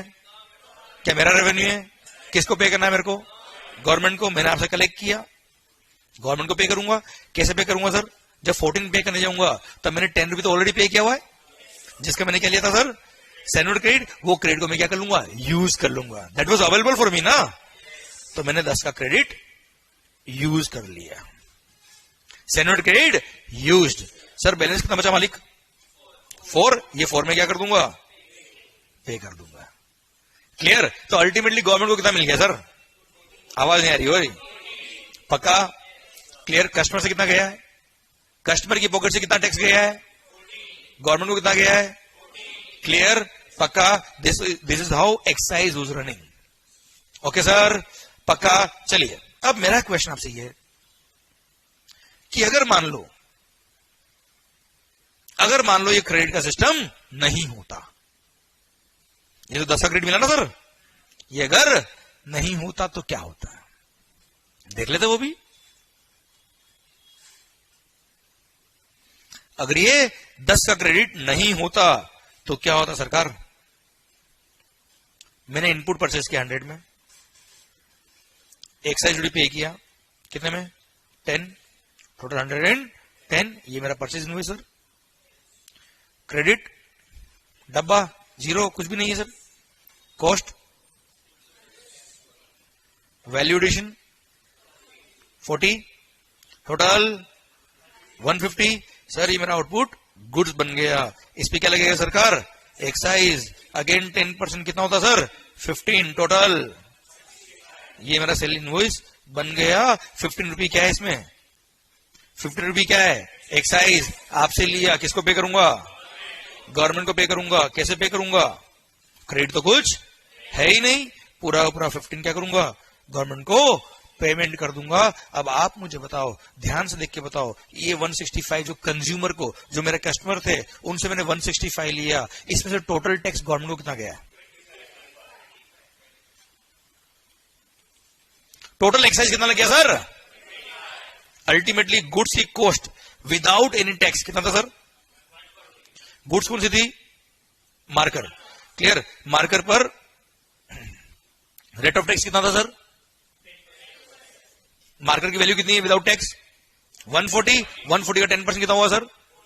जबकि गवर्नमेंट को जा कितना रहा है सर? आवाज नहीं आ रही हुई. क्लियर? पक्का? क्या सही हो रहा है? क्या सही हो रहा है? इसलिए सैनवेट क्रेडिट का सिस्टम आया. क्यों आया सर? अब ध्यान सुनना. देखो, 10 का क्रेडिट क्यों मिला? सबसे इंपॉर्टेंट लाइन यही है सर, सबसे इंपॉर्टेंट। अगर अपने पूरे लेक्चर में कॉन्सेप्ट कोई होगा तो यही है कि 10 का क्रेडिट क्यों मिला। तो सर 10 का क्रेडिट क्यों मिला? अगर 10 का क्रेडिट नहीं मिलता तो क्या होता सर? सर देखिए आप ध्यान से, ये 100 रुपये, सॉरी ये 100 रुपये जो है इस पे हम ऑलरेडी टैक्स पे कर चुके हैं। मैंने क्या कहा, हूं कर लिया करो कम से कम। ये जो 100 रुपये है इस पे हमने ऑलरेडी टैक्स पे, ये जो 150 है इसमें 100 ऑलरेडी इंक्लूडेड है और वापस से पूरे 150 पे टैक्स लग रहा है। इट मींस 100 पे और वापस से टैक्स लग रहा है सर। अच्छा ये तो मैंने 2 स्टेप बताई है। मान लो इस रॉ मटेरियल का, इस इनपुट का एक इनपुट और होता तो क्या होता सर? 3 बार टैक्स। एक और होता तो इसलिए this is called multiple taxation. क्या कहते हैं सर इसको हम? डबल टैक्सेशन कहना is a small word, multiple taxation includes multiple taxes. समझा मेरी बात मेरी आप? Clear sir? अगर ये 10 का क्रेडिट नहीं मिलता तो क्या होता सर? मल्टीपल टैक्सेशन होता। क्या होता सर? वो 100 जिसपे हमने ऑलरेडी टैक्स पे कर दिया है, सिंस वो 140 में इंक्लूडेड है, ये सेल प्राइस में इंक्लूडेड है, क्लियर, मल्टीपल टैक्स हो जाता। क्लियर, इसलिए 10 का क्रेडिट मिला। सेकंड बात एक और, ये 150 जो था, इस 150 में ध्यान से देखो, ये 10 रुपये भी है सर। 10 रुपये क्या था सर? 10 रुपये क्या था सर? Tax, excise. अब इस 150 में 10 रुपये भी है और इस पूरे 150 में वापस से 10% एक्साइज लग रहा है। इट मींस वो जो 10 रुपये टैक्स था उस पर भी एक्साइज लग गया सर। यस या नो? मतलब एक्साइज पे एक्साइज, एक्साइज पे एक्साइज। अरे भाई तुमको टैक्स किस पे लेना है यार? वैल्यू ऑफ गुड्स पे लेना है कि टैक्स पे टैक्स लेना है? वैल्यू ऑफ गुड्स पे लेना सर। इसलिए ये टैक्स पे जो टैक्स लग रहा था, this is what is called cascading effect. This is what is called, समझे आप मेरी बात? इस 100 पे जो बार बार टैक्स लग रहा था, this is called multiple taxation. और जो 10 रुपये एक्साइज था, एक्साइज पे एक्साइज लग रहा था, this is what is called, so to avoid the multiple taxation and 10 का क्रेडिट मिला। मेरी बात समझ में आई आपको? अब मैं पूरी लैंग्वेज को बोलता हूं अच्छे से। अगर आपसे जिंदगी में कोई पूछ ले अगर कि आखिर 10 का क्रेडिट क्यों मिला, तो एक ही आंसर आना चाहिए क्या? क्योंकि टैक्स जो लग रहा है वो पूरे 140 पे लग रहा है। कितने में लग रहा है sir? Which includes 100, which includes 100 on which we have already paid the tax. और वापस से पूरे 140 इंक्लूडिंग 100 पे टैक्स लग रहा है। So to avoid the multiple taxation and cascading effect, 10 का क्रेडिट मिला। यस या नो? अच्छा, इस बात को और सब्सटेंशिएट करने के लिए एक एग्जांपल और देता हूं, मजा आ जाएगा आपको जिंदगी में। अरे कोई जल्दी तो नहीं आपको? पता मेरे को भी नहीं है सर, आराम से बढ़ने का, पर बिल्कुल बेसिक से, बिल्कुल बेसिक। हर एक चीज इतनी क्लियर होनी चाहिए कि उसका लॉजिक कोई पूछ लेना सर तो अपन उसको पूरा खोल के रख दे। समझे मेरी बात? जैसे अभी आपने पढ़ा या आपने सुना सर, मल्टीपल टैक्स हटाने के लिए, कैस्केडिंग इफेक्ट हटाने के लिए, ये सब चल बातें कोई पूछ ले कैसे होता था पता चल, ये खोल दिया पूरा। समझा मेरी बात? This should be your concept. Okay, पता है अगर इस कॉन्सेप्ट से आपने पढ़ाई करी ना बेटा, तो what is the result? Question exam के अंदर कितना ही घुमा फिरा के पूछ ले, आप टेंशन में नहीं आओगे। और these are CA finals, believe me, मैं अगर आपको 1000 क्वेश्चन भी करा दूंगा तो आना नेक्स्ट 1001वां क्वेश्चन है वहां पे। और अगर आप ये कॉन्सेप्ट क्लियर है तो आपने भले ही 100 क्वेश्चन किए हैं, पर सर 100% गारंटी है कि कोई भी क्वेश्चन आ जाए आप कर लेंगे सर। समझे? This is what is required. Okay, मेरी बात समझिएगा आप। मान लो सर, एक और एग्जांपल लेता हूं मैं आपसे। मान लो I am a manufacturer of this pen, और पेन एग्जम्प्ट है, मान लो एक्साइज है। अभी एक्साइज चल रहा है सर, जीएसटी नहीं आया अभी, ठीक है sir? Pen is exempt from excise, okay sir. पर इसका रॉ मटेरियल जो मैंने परचेज किया प्लास्टिक, वो एग्जम्प्ट नहीं है सर। आउटपुट गुड्स हो सकता है एग्जम्प्ट हो, जरूर थोड़ा इनपुट एग्जम्प्ट हो यार उसके। तो सर मैंने इनपुट परचेज किया कितने में? 100 में। अगेन उस पर एक्साइज पे किया 10%, होता है कितना 10, टोटल 110। मैंने 110 है, मैंने क्या परचेज किया भाई, रॉ मटेरियल परचेज किया, इनपुट्स परचेज किए। क्लियर। अब सर इन इनपुट को यूज लूंगा किसको बनाने के लिए, I will manufacture pen and pen is exempt from GST. Clear. You tell me, जब पेन पे एक्साइज एग्जाम है तो पेन पे एक्साइज लगने वाला है क्या, नहीं। अब पेन पे अगर एक्साइज नहीं लगेगा तो क्या कोई मल्टीपल टैक्स होगा, आवाज नहीं आ रही ओए, कोई कैस्केड इफेक्ट होने वाला है क्या, गवर्नमेंट ने सेन्योरिटी देने से मना कर दिया, मतलब नहीं देंगे सर हम क्रेडिट। आगे हम देखते क्या हो रहा है, तकलीफ आएगी तो बात करेंगे गवर्नमेंट से हम, सर गवर्नमेंट कौन है, बस दैट्स इट। प्रॉब्लम आएगी तो बात करेंगे सर, सर गवर्नमेंट ने क्रेडिट देने से मना कर दिया। यू टेल मी मेरी कॉस्ट कितनी होगी सर, कॉस्ट कितनी हो गई, मैंने वैल्यू एडिशन किया कितना 40, टोटल 150, ये आपका भाई पेन बन गया। इस पे एक्साइज कितना है सर, 150 में मैंने इस पेन को सेल किया। यू टेल मी, गवर्नमेंट ने क्रेडिट देने से मना कर दिया, क्या कोई मल्टीपल टैक्स हुआ है, आवाज नहीं आ रही ओए, क्या कोई कैस्केड इफेक्ट हुआ है, नहीं। समझे आप मेरी बात। तो गवर्नमेंट ने अगर क्रेडिट देने से मना किया तो गलत किया कि सही किया, आवाज नहीं आ रही ओए। इसलिए परचेज पे टैक्स पे किया है, इसलिए क्रेडिट नहीं मिलता है। ये एक मिथ है गवर्नमेंट सबके बीच में कि परचेज पे टैक्स पे किया इसलिए क्रेडिट मिलता है। सर परचेज पे टैक्स पे किया होता इसलिए क्रेडिट मिलता तो आपने जो शर्ट पहनी है उसका भी आपने क्रेडिट लिया होता, परचेज पे टैक्स पे करने पे क्रेडिट नहीं मिलता। अब मुझे बताओ क्रेडिट क्यों मिलता है।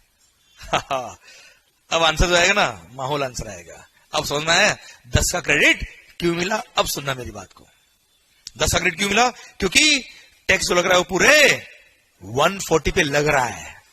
अगर 140 पे नहीं लग रहा होता तो,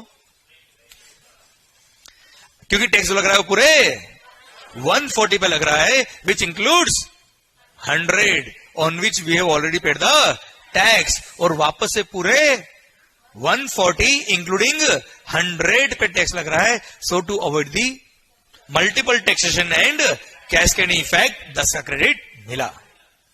पक्का पक्का। अब सर आवाज आपकी तरफ से आएगी, आप बोलोगे ये मंत्र है इनडायरेक्ट टैक्स का, ध्यान रखना आप, ये वो मंत्र है जिसके बेस पे पूरा जीएसटी समझ में आएगा आपको। क्लियर। तो 1 2 3 गो। 10 का क्रेडिट क्यों मिला, क्योंकि टैक्स लग रहा है पूरे 140 पे लग रहा है, which includes on which we already paid the tax, और वापस से पूरे 140 इंक्लूडिंग 100 पे टैक्स लग रहा है। So to avoid the multiple taxation and cascading effect 10 का क्रेडिट मिला। ओके तो सर एक बार और 10 का क्रेडिट क्यों मिला, इसको पता है, बोलना नहीं है, फील करना है। आंखें बंद, आंखें बंद, वीडियो क्लास आंखें बंद भाई, देख क्या रहे हो वैसे। सर आंखें बंद, 10 का क्रेडिट, अच्छा फील करना है, बोलना नहीं है, क्योंकि टैक्स लग रहा है वो पूरे 140 पे लग रहा है। फील फील, बोलना नहीं है। टैक्स लग रहा है वो पूरे 140 पे लग रहा है, which includes 100 on which we have already paid the tax यार, और वापस से पूरे 140 इंक्लूडिंग 100 पे टैक्स लग रहा है। मल्टीपल टैक्स हो रहा है। वो 100 रुपए जिस पे हमने टैक्स पे कर दिया उस पर वापस से टैक्स लग रहा है। वो 10 रुपए जो जिस पे हमने टैक्स पे किया, 10 रुपए जो हमने टैक्स पे किया सर, उस पे वापस से टैक्स लग जाता, कैस्केडिंग इफेक्ट होता। So to avoid the multiple taxation and cascading effect 10 का क्रेडिट मिला। ओम शांति शांति। धीरे से आंख खोलना बेटा। अबे सो कौन गया हुए सर। तो समझ में आपको विजुअलाइज हुआ कि आखिर 10 का क्रेडिट क्यों मिल रहा सर। पक्का 100%। ओके ठीक है सर। ओके तो आपको ये समझ में आ गया कि आखिर 10 का क्रेडिट क्यों मिला। पक्का एकदम फील भी हो गया आपको शानदार वाला कि 10 का क्रेडिट क्यों मिला, विजुअलाइज हो गया पूरा आपको।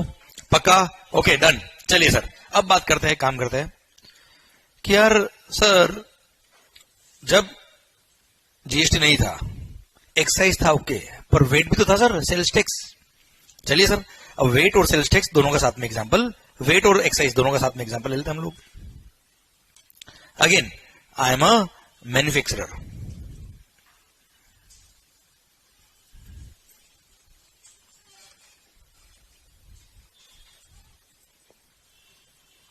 I am a manufacturer. Okay.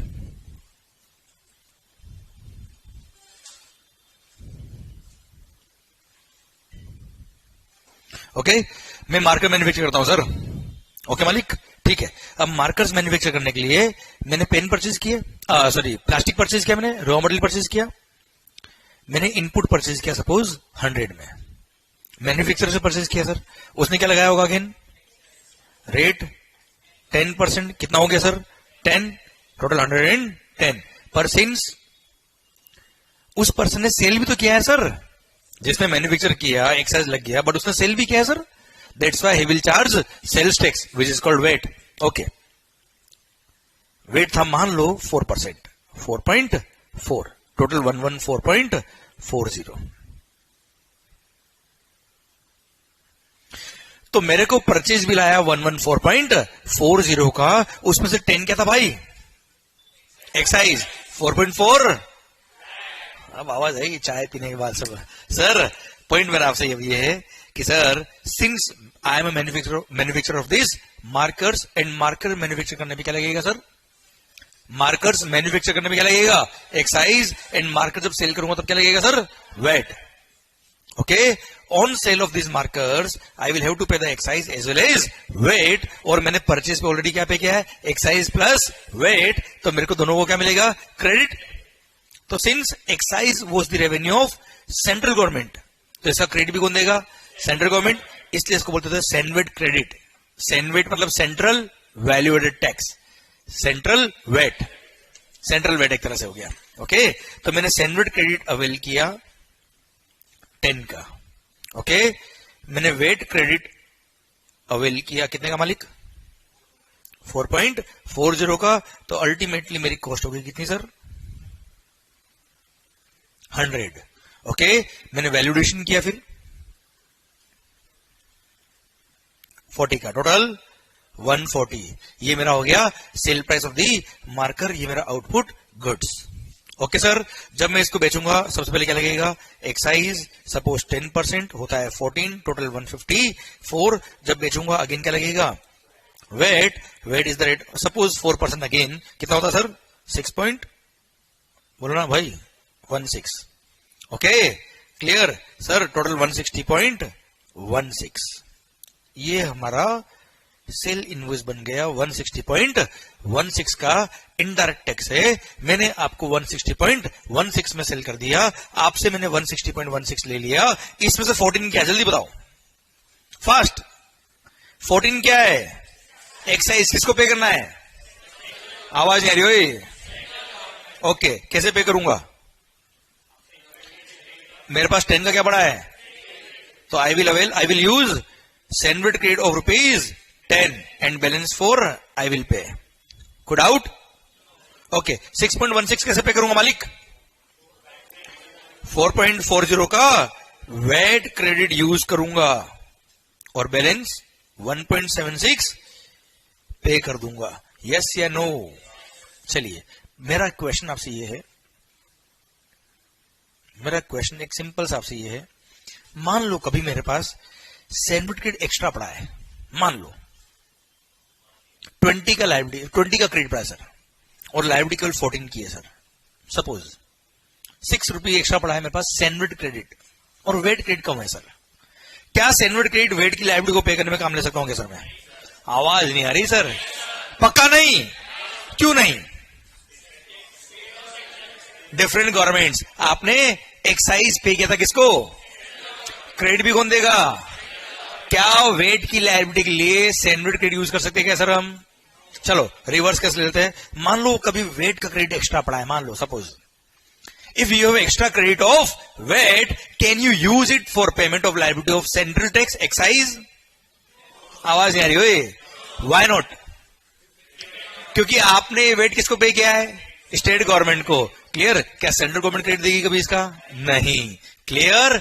समझे मेरी बात? इसलिए वेट का क्रेडिट वैट में काम आएगा, सैनवेट क्रेडिट सैनवेट के लिए काम आएगा सर, यस या नो? कारण क्या है? गवर्नमेंट, सेंट्रल गवर्नमेंट और स्टेट गवर्नमेंट, जिसकी रेवेन्यू जिसको मिला वही क्रेडिट देगा ना यार। सिंपल, लॉजिकल, पक्का? ओके चलिए, अब मेरा क्वेश्चन अगेन आपके लिए आ गया है क्या, आखिर ये 10 का क्रेडिट क्यों मिला? जल्दी से, क्योंकि भूल गए 10 का क्रेडिट क्यों मिला? जल्दी से, क्योंकि टैक्स लग रहा है पूरे 140 पे लग रहा है, which includes on which we already paid the tax, और वापस से पूरे 140 इंक्लूडिंग 100 पे टैक्स लग रहा है। So to avoid the multiple taxation and 10 का क्रेडिट मिला, हाँ या ना? एक्चुअली मेरा क्वेश्चन ये नहीं था, मेरा क्वेश्चन था आखिर ये 4.4 का क्रेडिट क्यों मिला सर? जल्दी से, 4.4 का वेट क्रेडिट क्यों मिला सर? क्योंकि टैक्स लग रहा है पूरे 154 पे लग रहा है, विच इंक्लूड्स 110, क्योंकि देखो 154 में एक्साइज भी है सर, हाँ है ना? ओके वापस बोलेंगे तो सर 4.4 का वेट क्रेडिट क्यों मिल रहा है सर? क्योंकि टैक्स लग रहा है पूरे 154 पे लग रहा है, which includes 110 on which we have already paid the VAT, और वापस से पूरे 154 इंक्लूडिंग 110 पे वेट लग रहा है। So to avoid the multiple taxation and 4.4 का वेट क्रेडिट मिला, हाँ या ना? मतलब सैनवेट हो या वेट हो, concepts are absolutely same. Difference क्या है? CENVAT is the revenue of central government and VAT is the revenue of, that's it. वही तो है CGST और आ रहा है आनंद आ रहा है थोड़ा थोड़ा। अब लग रहा है सर हम GST पढ़ने ही आए हैं सर। आप समझे मेरी बात? आप मुझे बताओ क्या CGST का क्रेडिट SGST मिलेगा? SGST का क्रेडिट CGST के लिए मिलेगा क्या सर? बस आ गया कॉन्सेप्ट, खत्म। समझे मेरी बात? आएगा धीरे धीरे, होले होले, पर सिस्टम समझ में आ रहा है आपको? पक्का क्रेडिट का सिस्टम समझ में आया आपको? तो this is how CENVAT and VAT were running. चलिए अब मेरा क्वेश्चन आपसे ये है मान लो, हाँ बोलो, सेम टैक्स पर सेम टैक्स लगता है, उसको बोलते हैं कैस्केडिंग इफेक्ट। एक्साइज पर वेट लग रहा है, उसको कैस्केडिंग इफेक्ट नहीं बोलते थे, पर फिर भी यू आर करेक्ट, इसलिए तो GST आया है। समझे मेरी बात? Yes sir, correct. कुछ हद तक कैस्केडिंग इफेक्ट हो रहा है क्योंकि एक्साइज पे भी वेट लग रहा है सर, दैट्स वाई GST आया, अभी आ रहा है, अभी इट्स ऑन इट्स वे। समझे मेरी बात? और यही वो रीजन से जो अगर आपको अपने आप समझ में आएंगे तो बुक से याद नहीं करना पड़ेगा सर आपको। मैं ये सब क्यों पढ़ा रहा हूं आपको? ये बुक से याद नहीं करना अपने को यार, अपने आप आंसर आना चाहिए। यस सर कैस्केडिंग इफेक्ट अभी भी हो रहा है सर, अभी हो रहा है, अभी रुक सर। अब मेरा पॉइंट आपसे ये है, तो यार सिंपल सी चीज बताओ मुझे आप, अगर मान लो मेरी सेल पर वेट लगता है, एक्साइज नहीं लगता, चलो एक्साइज एग्जेम्प्ट है, वेट एग्जेम्प्ट नहीं है, तो बताओ सैनवेट क्रेडिट मिलेगा क्या? आवाज नहीं देखो यार, वेट क्रेडिट पक्का पक्का। चलो अगर मेरी सेल पर एक्साइज लगता है पर वेट एग्जेम्प्ट है तो सैनवेट क्रेडिट मिलेगा पर वेट क्रेडिट पक्का। ओके मतलब ये जरूरी तो नहीं है ना कि परचेज पे टैक्स पे क्या तो क्रेडिट मिलता ही मिलता है, पक्का। वेरी गुड, ओके चलिए सर अब अगली बात करता हूं मैं। मान लो सर्विस टैक्स की बात करता मैं आपसे sir. Service tax was the revenue of central government, excise was also the revenue of, okay, VAT is the revenue of state government. Okay अब सुनना मेरी बात को ध्यान से, देखना ध्यान से मंगेश भैया, कि सर अगर मान लो I am a service supplier, मैं क्या प्रोवाइड करता हूं सर? सर्विसेज। सोचना ध्यान से, उस पे क्या लगेगा? Service tax. सर्विस टैक्स में किसको पे करने वाला हूं? ओके, सर्विसेज प्रोवाइड करने के लिए मैंने मान लो ये लैपटॉप परचेज किया या आईपैड परचेज किया, कैमरा परचेज किया, प्रोजेक्टर परचेज किया, बहुत सारे सिस्टम परचेज किए, एसी परचेज किया, इस पे मैंने क्या पे किया? एक्साइज पे किया। कोचिंग पढ़ाने के लिए मैंने ये मार्कर परचेज किया, इस पे मैंने क्या पे किया भाई? एक्साइज। एक्साइज किसको पे किया? मैंने परचेज पे एक्साइज पे किया, सेल पे क्या पे करने वाला हूं? Service tax. सर्विस टैक्स किसको पे करूंगा मैं? एक्साइज किसको पे किया? बताओ दिल क्या कहता है, क्रेडिट मिलना चाहिए कि नहीं मिलना चाहिए? मिलेगा। चलिए, परचेज पे किया क्या? वेट। सेल पे क्या लग रहा है? Service tax. क्या वेट का क्रेडिट सर्विस टैक्स के लिए मिलना चाहिए? क्या मिलना चाहिए? दिल क्या कहता है? नहीं मिलता था। That's it. क्लियर? समझा मेरी बात? चलिए सर, परचेज पे आपने सर्विस टैक्स पे किया हो या एक्साइज पे किया हो, दोनों किसका रेवेन्यू है? इसलिए दोनों का क्रेडिट दोनों के लिए मिलता था सर। इसलिए आपने परचेज पे एक्साइज पे किया हो या सर्विस टैक्स पे किया हो, दोनों को एक ही अकाउंट में, उस अकाउंट का नाम है क्या? सेनवेड क्रेडिट। एक ही अकाउंट में क्रेडिट कर देते थे सर। अब लायबिलिटी भले ही एक्साइज की हो या सर्विस टैक्स की हो, दोनों का क्रेडिट दोनों के लिए काम आता था सर। मतलब आपने परचेज पे एक्साइज पे किया या सर्विस टैक्स पे किया, भूल जाओ, डायरेक्ट एक ही अकाउंट में डालेंगे। उसको नाम क्या है? सेनवेड क्रेडिट अकाउंट। और सेल पे क्या लगने वाला है? एक्साइज लगे या सर्विस टैक्स लगे, कोई दिक्कत नहीं है, आपको वो सेनवेड क्रेडिट यूज हो जाएगा। क्लियर? पक्का? डन। चलिए सरकार, तो अगला पॉइंट, अगली बात मेरे लिए जो आ रही है वो आ रही है कि सर अब एक इंडस्ट्री का हम ओवरव्यू कर लेते हैं। 3 इंडस्ट्री होती है sir, service industry, manufacturing industry और एक ट्रेडिंग इंडस्ट्री। क्लियर? 3 सेक्टर है sir. I am a manufacturer. चलो sir, I am a manufacturer sector की अगर हम बात करें तो मैन्युफैक्चर क्या करेगा? मैन्युफैक्चर करेगा। परचेज पे उसने एक्साइज भी पे किया होगा, परचेज पे उसने वेट भी पे किया होगा। सेल पे क्या लगने वाला है? एक्साइज भी लगेगा और वेट भी लगेगा सर।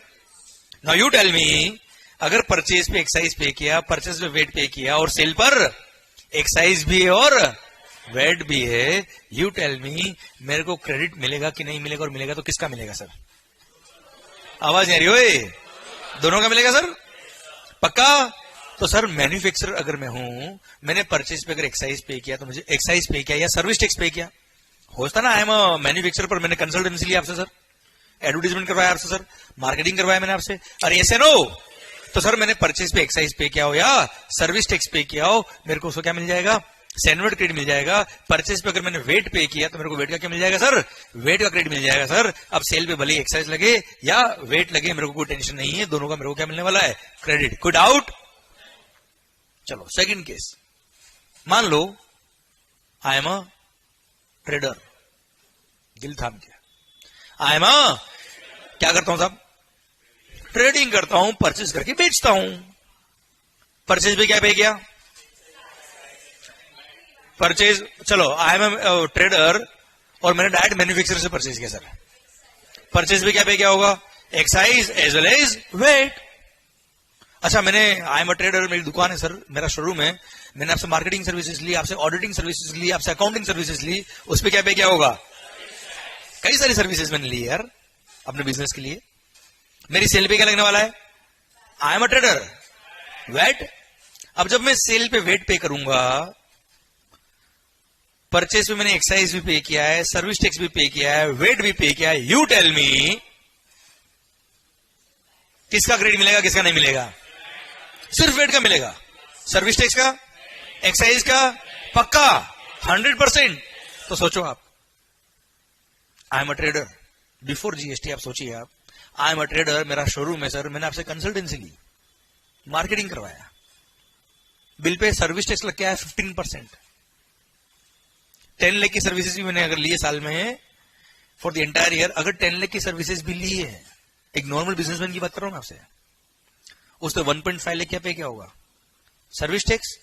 क्या एक भी रुपए का क्रेडिट मिल रहा है उसको? एक भी रुपए का? पूरी कॉस्ट है सर उसकी, कॉस्ट में हो जाएगा सर उसके। आप मुझे बताओ, दिल दुखेगा कि नहीं दुखेगा? आवाज नहीं आ रही हो? चलो, आई एम अ मैन्युफैक्चरर, मेरा एसी का शोरूम है sir, I am a distributor, India level पे डिस्ट्रीब्यूट करता हूं सर। मैं डायरेक्टली कहां से परचेज करता हूं? मैन्युफैक्चरर से। उसने बिल पे क्या लगाया होगा? एक्साइज प्लस वेट, वेट का क्रेडिट मिल जाएगा, कोई दिक्कत नहीं है। पर sir since I am a trader, बेचने पे केवल क्या लगने वाला है? वेट। यू टेल मी मैंने एक्साइज पे किया, 1 रुपए का भी क्रेडिट मिलेगा क्या सर? आवाज नहीं आ रही हो? दिल दुखेगा कि नहीं दुखेगा सर? पक्का 100%? ओके सर, ये हो गया ट्रेडिंग इंडस्ट्री का दुख before GST. Okay, service industry में आए थे हम सर। ये आप तो एग्जांपल लो मेरा ही, कोचिंग इंडस्ट्री का। दुनिया भर को मैंने 10 लाख क्रेडिट क्यों मिला, 10 लाख क्रेडिट क्यों मिला, पढ़ाता रहा मैं। अब खुद की बात करता हूं, बिफोर जीएसटी कितना क्रेडिट मेरे को मिलता था सर। आप मुझे बताओ, मैंने अपने इस क्लासरूम के लिए ये आईपैड परचेज किया, स्टूडियो लाइट परचेज करी, कैमरा परचेज किया, सर सेटअप परचेज किया। You tell me, I am a service provider, services provide करने में क्या लगेगा सर? Service tax. क्या वेट लगता है सर? आवाज नहीं आ रही हो? चलिए, परचेज पे अगर मैंने एक्साइज पे किया होगा या सर्विस टैक्स पे किया होगा, मेरे को क्या मिल जाएगा? सैन्युअल क्रेडिट। पर मैंने परचेज पे अगर वेट पे किया होगा तो कोई क्रेडिट। ओके सर, अगर मैंने ये लैपटॉप परचेज किया, मान लो इसके परचेज पे अगर मैंने क्या पे किया? एक्साइज, क्रेडिट मिल जाएगा? वेट का पक्का 100%। चलिए, मेरा क्वेश्चन आपसे ये है कि मैं ये लैपटॉप अगर परचेज करूंगा या प्रोजेक्टर अगर परचेज करूंगा, एसी परचेज करूंगा, तो कहां से करूंगा सर? मैं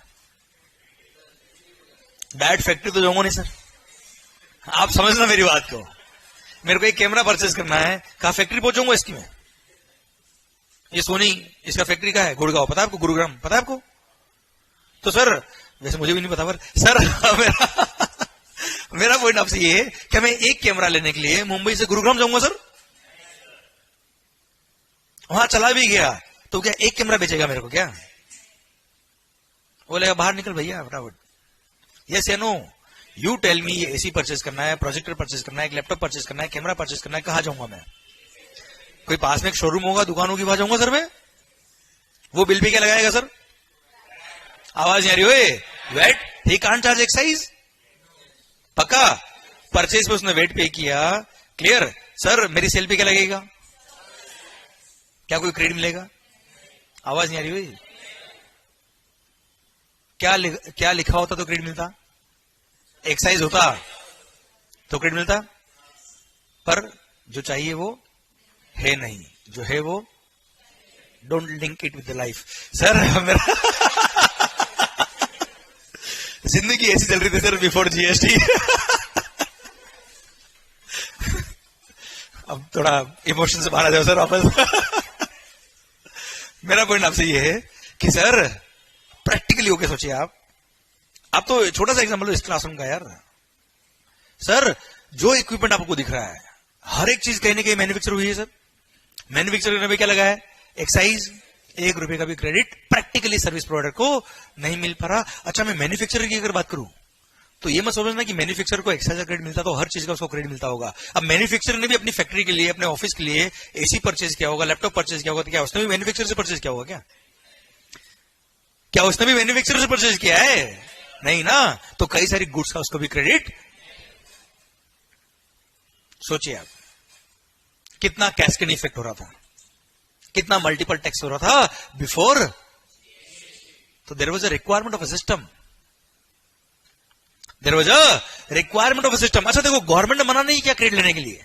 गवर्नमेंट ने बोला था सर्विस प्रोवाइडर, आपने परचेज पर अगर एक्साइज पे किया है आप क्रेडिट लो। पर सर बिल पे लिख के ही नहीं आ रहा तो क्रेडिट कैसे लूंगा मैं यार? सो गवर्नमेंट ने मना नहीं किया, पर there was a lack of system. ऐसा सिस्टम की जरूरत थी कि यार हमको परचेज पे टैक्स जो पे किया है वो हमारा हक है यार, it's our right to take the credit, पर मिल नहीं पा रहा था।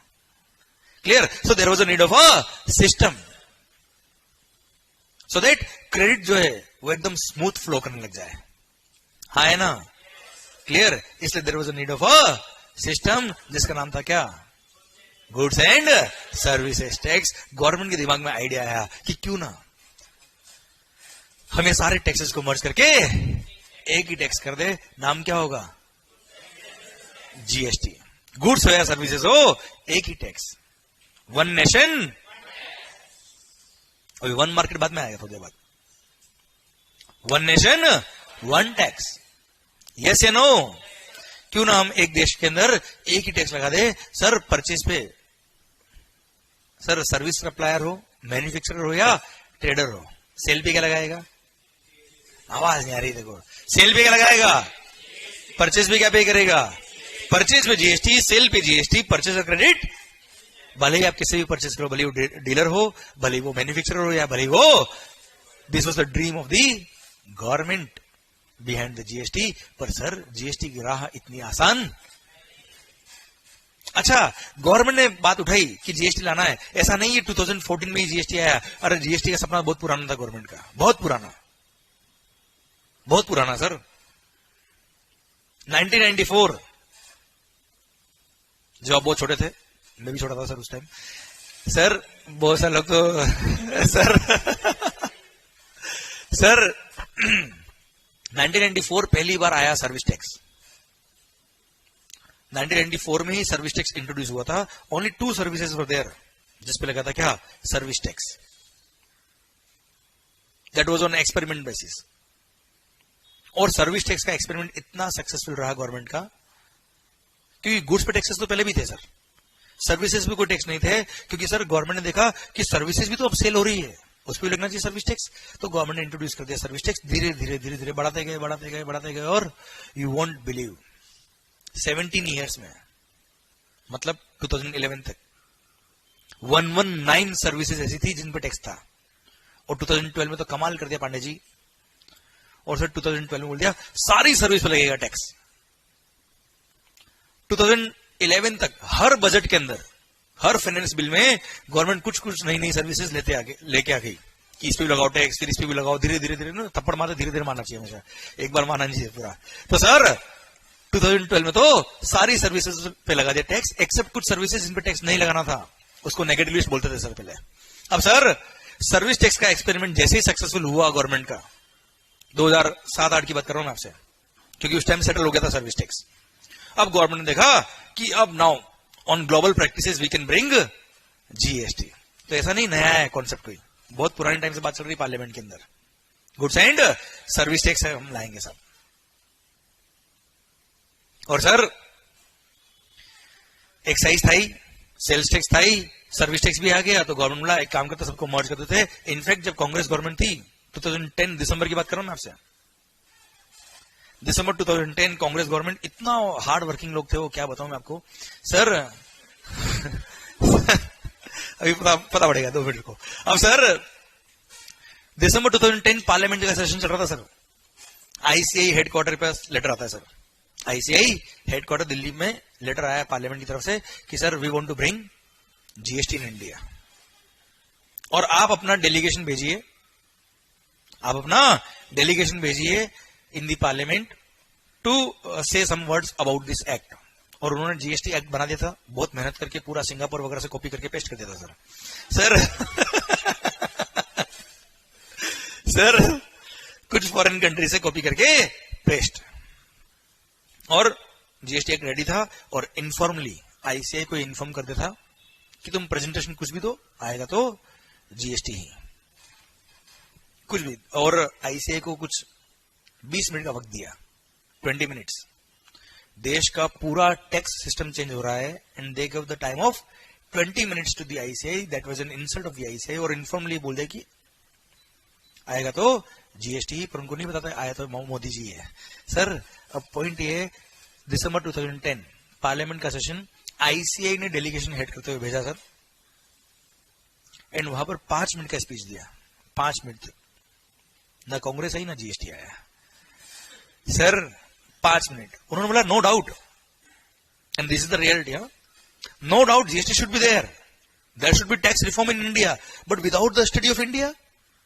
आप ऐसे कंट्री से कॉपी करके पेस्ट कर रहे हो जो हमारे किसी स्टेट से छूटे हैं सर, सिंगापुर वगैरह, महाराष्ट्र से छूटे sir. And you want to bring the entire India at a single platform without the study of India. Sir हमारे स्टेट चेंज करो, लैंग्वेज चेंज हो जाएगी सर, भगवान चेंज हो जाएंगे, हमारे खाना चेंज हो जाएगा सर, पूजा का सामान चेंज हो जाएगा सर। अरे हाँ है ना भाई, क्लियर। अच्छा सर्विस टैक्स एक्साइज में कोई दिक्कत नहीं था, ये तो पहले भी एक ही थे, अभी भी एक ही है, दोनों के लिए मिलता था, कोई टेंशन नहीं। टेंशन किसी थी सर, वेट लॉ की, क्योंकि wait was the law of each state government. Her state government ने अपने अपने हिसाब से वेट लॉ बनाया था, हर स्टेट गवर्नमेंट ने अपने अपने सर ज्योग्राफिकल एरिया के हिसाब से, रिलीजनल चीजों को ध्यान में रखते हुए, and sir you know all the spiritual और सारी चीजों को ध्यान में रखते हुए वेट लॉ बनाए हुए sir. And you want to bring the entire India at a single platform without the study of India. Mumbai का नरीमन पॉइंट, कोलकाता का झवेरी बाजार, दोनों मेट्रो सिटी, दोनों का पिग एरिया, दोनों की प्रॉपर्टी रेट्स कंपेरेबल नहीं है. How can you bring the entire India at a single platform without the study of India? Every member of parliament, भले वो बीजेपी का हो, भले वो कांग्रेस का हो, everybody was with ICI and वही पर मैटर क्लोज. एंड सर ना हो पाया, ना हो पाया सर. और बाहर में न्यूज में आके इन्होंने ये बोला कि हाँ बस अगले सेशन में आ जाएगा, फरवरी सेशन में आ जाएगा. फरवरी खत्म हुआ, जुलाई में आ रहा है सर बस, जबकि पप्पू पास ना हुआ. सर पॉइंट मेरा आपसे ये, तो sir ultimately point was that कि without the study of India you can't bring the GST at a single platform. तो सर अब आइडिया आप क्या करें सर? तो बोला एक काम करते हैं, अगर जीएसटी आएगा तो क्या सारा रेवेन्यू सेंट्रल गवर्नमेंट का होगा? क्योंकि इसके अंदर स्टेट के टैक्सेस भी मर्ज हो रहे हैं ना सर. अब central levies and state levies दोनों अगर सब्सिड्यूम हो रही है तो रेवेन्यू दोनों को मिलना चाहिए सर. तो सर वहां से आइडिया आया कि एक काम करते हैं, हम भी डुअल मॉडल जीएसटी लाएंगे सर. डुअल मॉडल मतलब सीजीएसटी एंड एसजीएसटी. जैसे अभी भी क्या था सर, एक्साइज और VAT. Same way CGST and SGST. SGST will be the revenue of and CGST will be the revenue of CGST and SGST. They came out with the idea of CGST and SGST. समझा मेरी बात? Clear? तो sir CGST was the revenue of central government and SGST is the revenue of state government. अब sir GST का idea तो आ गया sir, अब implement करना है सर इसको. क्लियर? अब CGST भी ले आएंगे, SGST भी ले आएंगे. अब पॉइंट आया क्या? One nation. अगर सीजीएसटी और एसजीएसटी ले आए तो बात तो वही होगी सर, एक्साइज और वेट. तो फिर जीएसटी लाने से क्या फायदा सर? चलने तो जो चल रहा है वो. यस या नो? तो सर गवर्नमेंट ने बोला नहीं नहीं, टैक्स तो एक ही रहेगा सर. टैक्स तो मतलब एक्ट सब तरफ सेम रहेगा सर. अब अगर एक्ट सब तरफ सेम रहेगा, समझना बात को ध्यान से सर, मतलब एक्ट बनाएगा कौन? हम कौन? सेंट्रल गवर्नमेंट या स्टेट गवर्नमेंट? बहुत कैसे बनाएंगे? सोचिए आप ध्यान से भाई. अगर जीएसटी एक्ट बनाना है, अगर वो पावर सेंट्रल गवर्नमेंट को दे दे पूरा, तो स्टेट की पावर तो खत्म. स्टेट की अगर पावर खत्म हो गई बिल्कुल, तो क्या कोई स्टेट गवर्नमेंट एग्री करेगा इसके लिए? सर इंडियन कॉन्स्टिट्यूशन में अमेंडमेंट करना था सर, भारतीय संविधान में. एंड जब तक स्टेट गवर्नमेंट एग्री नहीं करेगी सारी, तब तक ये पॉसिबल नहीं हो पाएगा कि जीएसटी इंडिया में आ जाए, क्योंकि इंडियन कॉन्स्टिट्यूशन में चेंज करना था सर. अब सर अगर एक्ट बनाने का पावर सेंट्रल गवर्नमेंट को दे दे, तो स्टेट गवर्नमेंट कभी भी एग्री नहीं करेगी. अच्छा, स्टेट गवर्नमेंट को अगर पावर दे दे, तो स्टेट गवर्नमेंट तो अपने हिसाब से सोचेगी ना यार. Maharashtra will think for Maharashtra only, Rajasthan will think for Rajasthan angle. Clear? तो सर वो कैसे होगा? बात वहां पे अटक गई वापस से कि एक्ट कौन बनाएगा. तो फिर अभी आपने कहा ना हम सब मिलके बनाएंगे, बोला ना आपने. क्या करेंगे सर? हम ये जो एक्ट बनाएंगे वो क्या करेंगे? क्योंकि अगर अलग अलग एक्ट बन गया तो बात तो वही आ गई सर, वेट और एक्साइज वाली. हम सब मिलके बनाएंगे. अब मिलके कैसे बनाएंगे सर? तो इसलिए they formed a GST council. इसलिए जीएसटी काउंसिल बनाया गया. GST council is the representation of the central government as well as the all the state governments. GST council बनाई गई जिसके चेयरमैन यूनियन फाइनेंस मिनिस्टर रहेंगे sir हमारे, जैसे अभी निर्मला सीतारमण जी है. क्लियर? एंड उनके कुछ मेंबर्स होंगे, एंड हर स्टेट गवर्नमेंट के भी कुछ नॉमिनेटेड मेंबर्स होंगे, जो हर स्टेट गवर्नमेंट अपने मेंबर्स नॉमिनेट करके वहां भेजेगी सर. तो that will be a GST council. और जीएसटी काउंसिल मिलकर डिसाइड करेगी कि एक्ट में क्या होना चाहिए. जीएसटी काउंसिल क्या करेगी? मिलके डिसाइड करेगी ये होगा, और वो जो मिलके डिसीजन लेंगे वो फिर भेजेंगे किसको? सेंट्रल गवर्नमेंट को और सारे स्टेट गवर्नमेंट को. और वो डिसीजन होगा सबके लिए कॉमन होगा, एंड सारे लोग एग्री करेंगे, तो सेंट्रल गवर्नमेंट भी इसको इंप्लीमेंट करेगी और सेम डे. इसलिए जीएसटी काउंसिल ने इतना बड़ा रोल प्ले किया कि पूरे देश के अंदर एक ही एक्ट है. अगर आपने सीजीएसटी एक्ट पढ़ लिया मतलब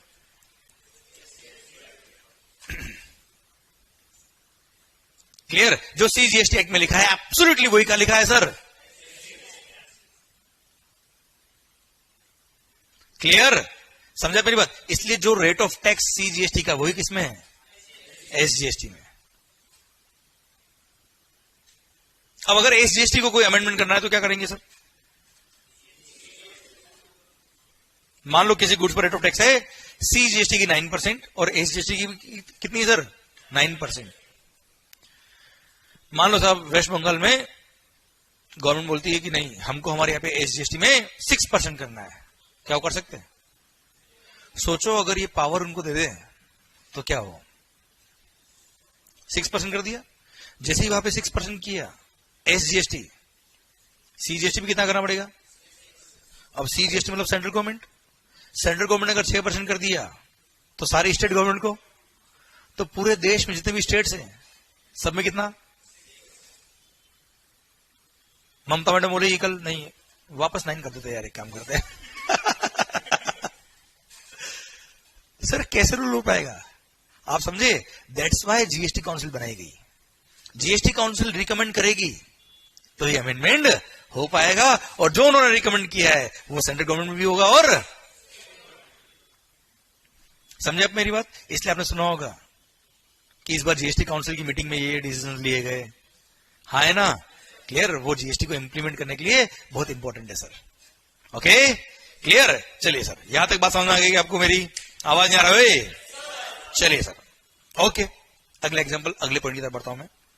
पॉइंट मेरा आपसे ये है कि सर अब आपने ये बात कर ली कि सर जो सीजीएसटी, जो सेंट्रल गवर्नमेंट के टैक्स थे वो था सीजीएसटी, जो स्टेट गवर्नमेंट के टैक्सेस थे वो क्या था?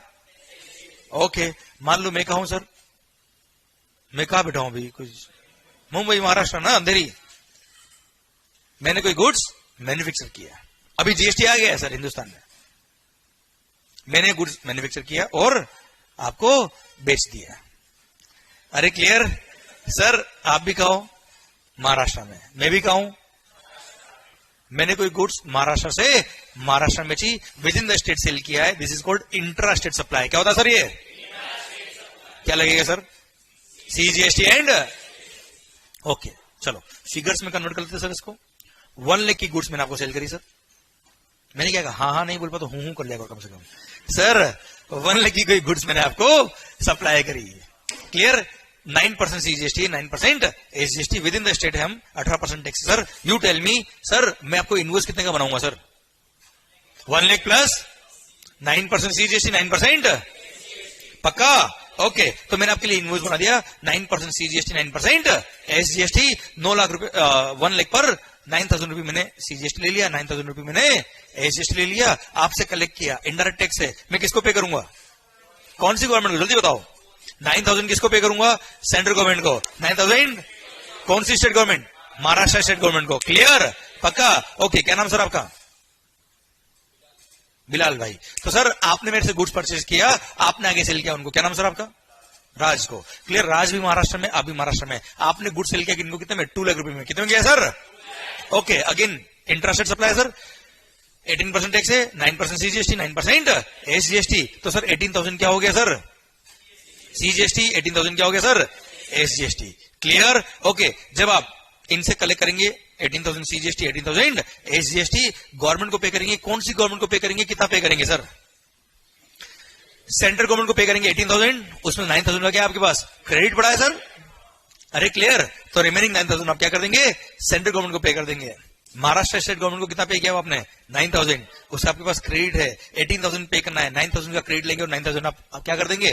गवर्नमेंट को पे कर देंगे। यस या नो? पक्का? क्लियर? ओके तो अल्टीमेटली कस्टमर से कितना लिया आपने? राज से कितना लिया? 18,000। 18,000 क्या किसके पास? सेंट्रल गवर्नमेंट के पास। 18,000 क्या क्या? स्टेट गवर्नमेंट के पास। अल्टीमेटली 36,000 आपने इनसे टैक्स ले लिया और गवर्नमेंट को पे कर दिया। पक्का? ओके मिस्टर राज, आपने गुड्स वहां से कहां बेचा? गुजरात में। गुड्स अभी महाराष्ट्र से कहां जा रहा है सर? क्या नाम सर आपका? चिराग। राज भाई ने गुड्स बेचा किसको? चिराग भाई को। एंड सर अब आप मुझे बताओ, गुड्स अभी क्या है महाराष्ट्र से कहां? This is what is called inter state supply. अब रेवेन्यू किसको दूंगा मैं? सेंट्रल को। पक्का? Before GST inter state sale पे लगता था सीएसटी। सीएसटी मिलता था किसको? स्टेट गवर्नमेंट को, और बाद में डिस्ट्रीब्यूट होता था सेंट्रल गवर्नमेंट को। पर आप मुझे बताओ, अभी सारा रेवेन्यू अगर सेंट्रल को दे दे तो क्या स्टेट गवर्नमेंट मानेगी? स्टेट गवर्नमेंट एग्री करेगी? बोले नहीं सर, वाह भाई मोदी जी, आप ही सारे लड्डू हो गए क्या हाथ में? है ना? क्या स्टेट गवर्नमेंट एग्री करेगी? इसलिए एक नया टैक्स इंट्रोड्यूस किया, नाम क्या था sir? IGST, integrated goods and services tax. CGST plus SGST, जो रेट सीजीएसटी का होगा प्लस एसजीएसटी, सर वो हो जाएगा कितना? आईजीएसटी। क्लियर? तो 9% सीजीएसटी, 9% एसजीएसटी, हो गया कितना? 18% आईजीएसटी। जब आपने गुड्स महाराष्ट्र से कहा बेचा साहब, क्या लगेगा? आईजीएसटी। मान लो टैक्स का अमाउंट था कितना? 50,000, वैल्यू छोड़ो भी आप, आईजीएसटी इज द 50,000। क्लियर? अब मेरा क्वेश्चन आपसे ये है कि आपने मिस्टर चिराग से, मिस्टर राज ने क्या किया होगा? 50,000 रुपये आईजीएसटी कलेक्ट किया होगा सर, 18% से जो भी अमाउंट बना है। क्लियर? अब 50,000 आपने जो आईजीएसटी कलेक्ट किया है वो किसको पे करोगे आप? तो सर गवर्नमेंट ने क्या किया? Sir this account is managed by central government. तो पहले आप आईजीएसटी पे करेंगे, एक अलग फंड बनाया गवर्नमेंट ने। क्या किया सर? सीजीएसटी का फंड अलग, एसजीएसटी का फंड अलग, आईजीएसटी का फंड अलग। आपने आईजीएसटी पे करना है सर। अब 50,000 आपको आईजीएसटी पे करना है। परचेज पे क्या पे किया सर इन्होंने? CGST and SGST 18,000 each. आप मुझे बताओ, क्रेडिट मिलना चाहिए कि नहीं मिलना चाहिए? दिल क्या कहता है आपका, मिलना चाहिए कि नहीं मिलना चाहिए सर?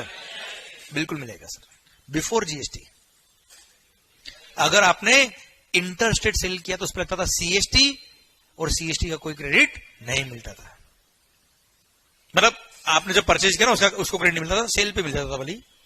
चलिए वो बात बाद में करता हूं मैं। पर अभी आपने क्या पे किया? आपने आईजीएसटी पे करना आपको। परचेज पे क्या पे किया हुआ है सर आपने? CGST and SGST. अब सर 18,000 सीजीएसटी, 18,000 एसजीएसटी, और सर आईजीएसटी पे करना है। IGST is a separate account sir. अब आप मुझे बताओ, 50,000 रुपये आईजीएसटी पे करने के लिए इनको क्या करना पड़ेगा सर? 18,000 सीजीएसटी का क्रेडिट यूज करेंगे, 18,000 एसजीएसटी का क्रेडिट यूज करेंगे, और बैलेंस 14,000 पे कर देंगे। ओके? आवाज नहीं आ रही हुई? अब एक बात समझना आप, अगर 50,000 आईजीएसटी पे करने के लिए आपने 18,000 एसजीएसटी का क्रेडिट यूज किया है, 18,000 सीजीएसटी का क्रेडिट यूज किया है, फंड कहां जाना चाहिए था? आईजीएसटी अकाउंट में। यस या नो? 18,000 पहले किसको पे किया आपने? स्टेट गवर्नमेंट को। 18 किसको पे किया हुआ है? जबकि अकाउंट में कहा जाएगा अभी? आईजीएसटी अकाउंट में। हाँ है ना? तो पता है जितना आपने क्रेडिट जो जिस टैक्स का आपने क्रेडिट आईजीएसटी को पे करने के लिए यूज किया, उतना उन गवर्नमेंट से फंड मांगेंगे, इस अकाउंट डालो सर।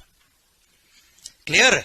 अब सर क्या होगा? 18,000 जो सीजीएसटी का आपने क्रेडिट यूज किया है, सेंट्रल गवर्नमेंट को बोलेंगे उतना अमाउंट आपके सीजीएसटी अकाउंट से निकाल के काट लो सर।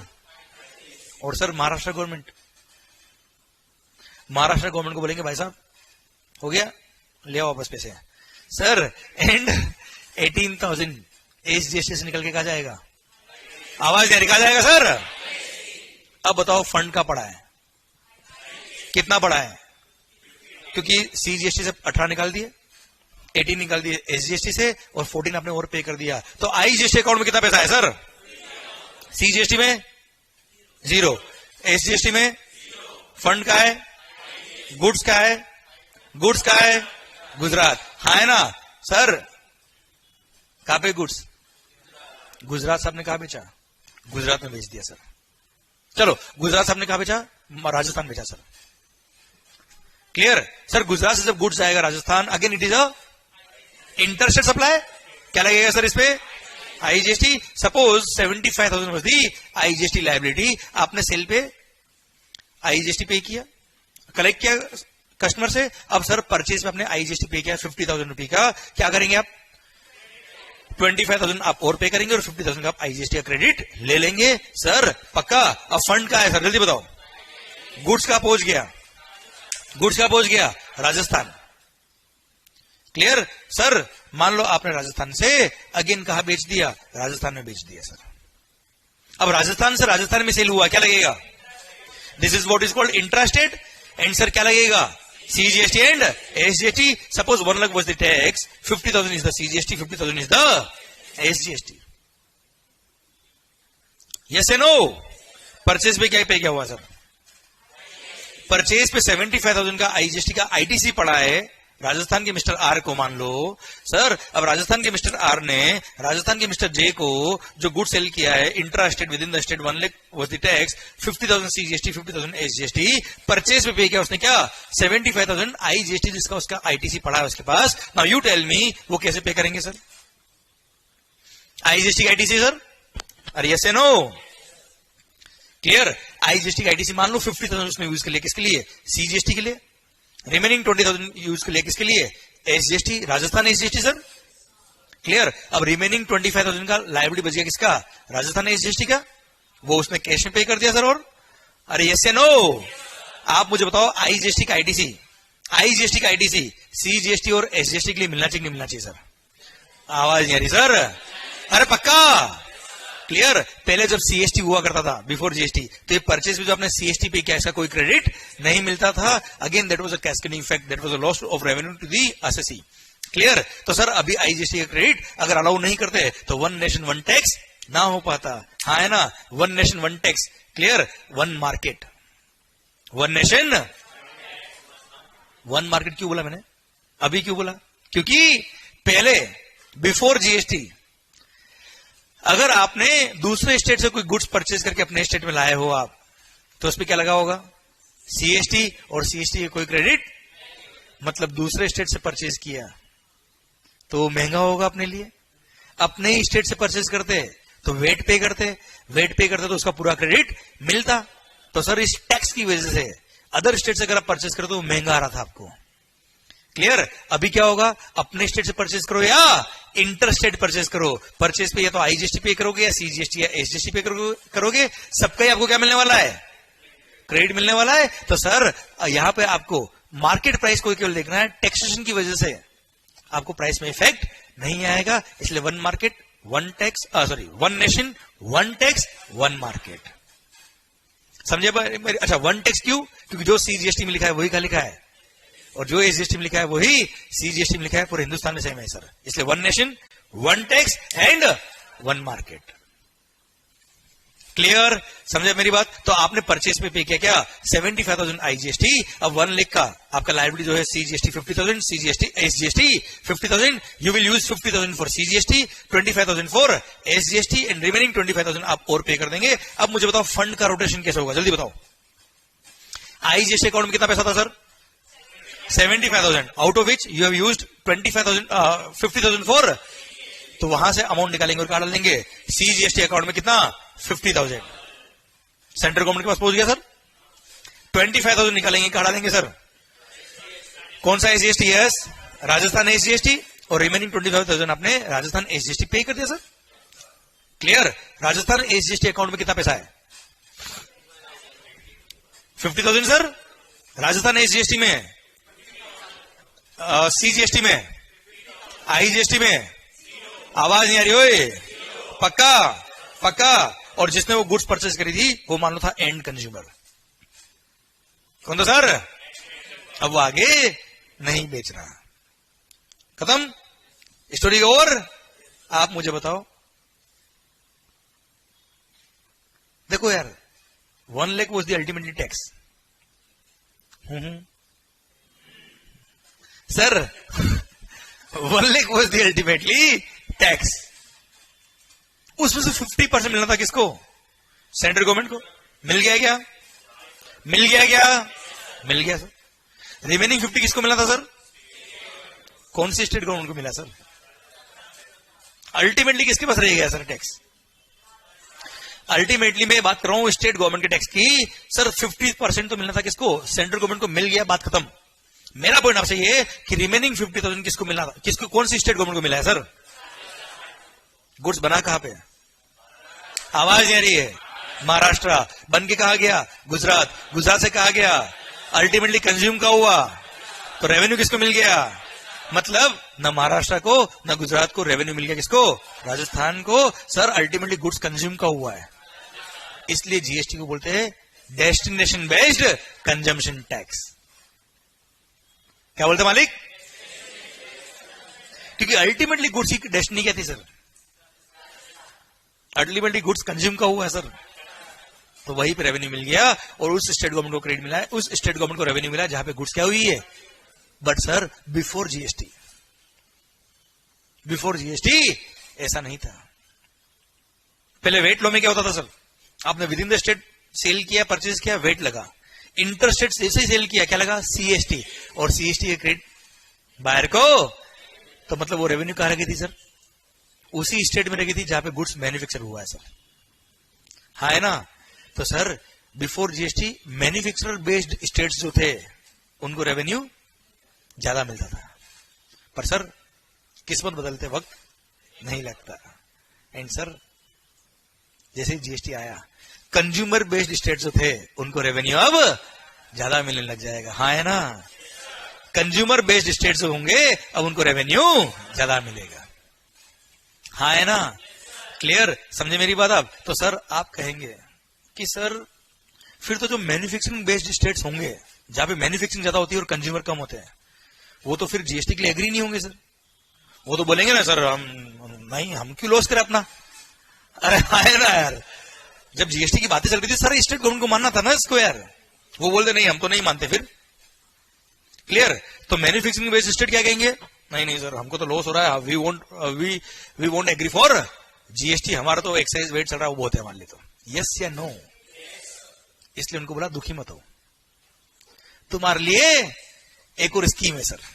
मोदी जी कम तो है नहीं सर, कोई बात नहीं तुम चिंता ना करें, अगर तुमको लॉस होगा तो हम उसको क्या करेंगे, कंपनसेट करेंगे। क्या करेंगे सर, अब कंपनसेट कौन करेगा सर, सेंट्रल गवर्नमेंट। वाह, सेंट्रल गवर्नमेंट के लिए हम क्यों करें कंपनसेट, हमारा तो एक्साइज आ रहा था, अच्छा था हमारा तो एक्साइज, क्या दिक्कत है, वो क्यों कंपनसेट करे, तो कौन करेगा, दोनों मिलके। दोनों में कौन सा स्टेट, राजस्थान गवर्नमेंट बोले मध्य प्रदेश को, महाराष्ट्र को तुम हमारा रेवेन्यू ले लो, ऐसा कोई देगा सर। तो जो बेवड़े ना, बेवड़े दारू पीने वाले, ये देखो सर सर टोबैको जो खाते हैं है ना, टोबैको जो मोटर व्हीकल्स परचेज करते हैं आप, है ना, इन कुछ गुड्स पर, एल्कोहल नहीं, एल्कोहल को हटा दो, एल्कोहल तो मैंने ऐसे बोल दिया था। तो sir tobacco, paan masala, gutkha, clear, motor vehicles, इन पे कुछ एक्स्ट्रा टैक्स लगाया। एक्स्ट्रा टैक्स लगाया, उसका नाम क्या दिया sir, GST compensation to states cess, जिसको बोलते हैं कंपनसेशन सेस, आपने नाम सुना होगा अगर, कंपनसेशन सेस। ये कुछ गुड्स पे लगाया extra tax over and above the normal GST. Clear, तो सर जो भी तंबाकू खा रहे हैं ना बेटा देश में, ये मतलब देश का बहुत बड़ा झगड़ा इन्होंने सोल्व किया है बेटा तो सर तो ऐसे केस में इनसे जो जीएसटी कलेक्ट होगा जो ओवर एंड अबव, जिसको बोलते हैं जीएसटी कंपनसेशन सेस, ये एक वो अलग फंड बनाया है गवर्नमेंट ने, और वो फंड, उस एक्ट के थ्रू जितना भी फंड कलेक्ट होगा that will be distributed to those states जिनको लॉस हुआ after the introduction of GST. और उसके लिए एक अलग एक्ट बना दिया जिसका नाम रखा गया GST compensation to states act 2017।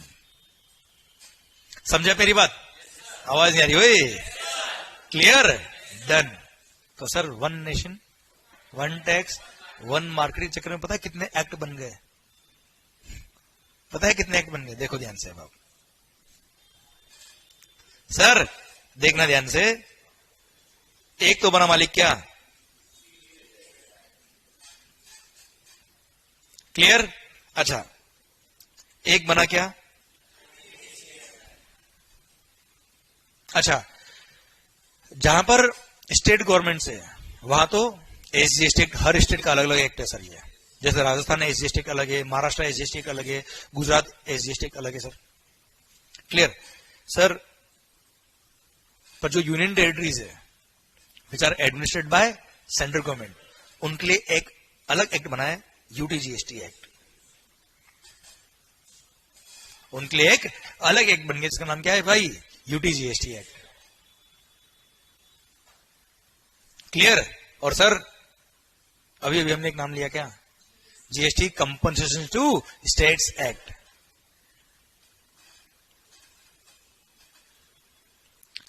Compensation to states act. और सर देश में कितने स्टेट्स है? आवाज नहीं आ रही भाई सर। ठीक है मैं समझ गया।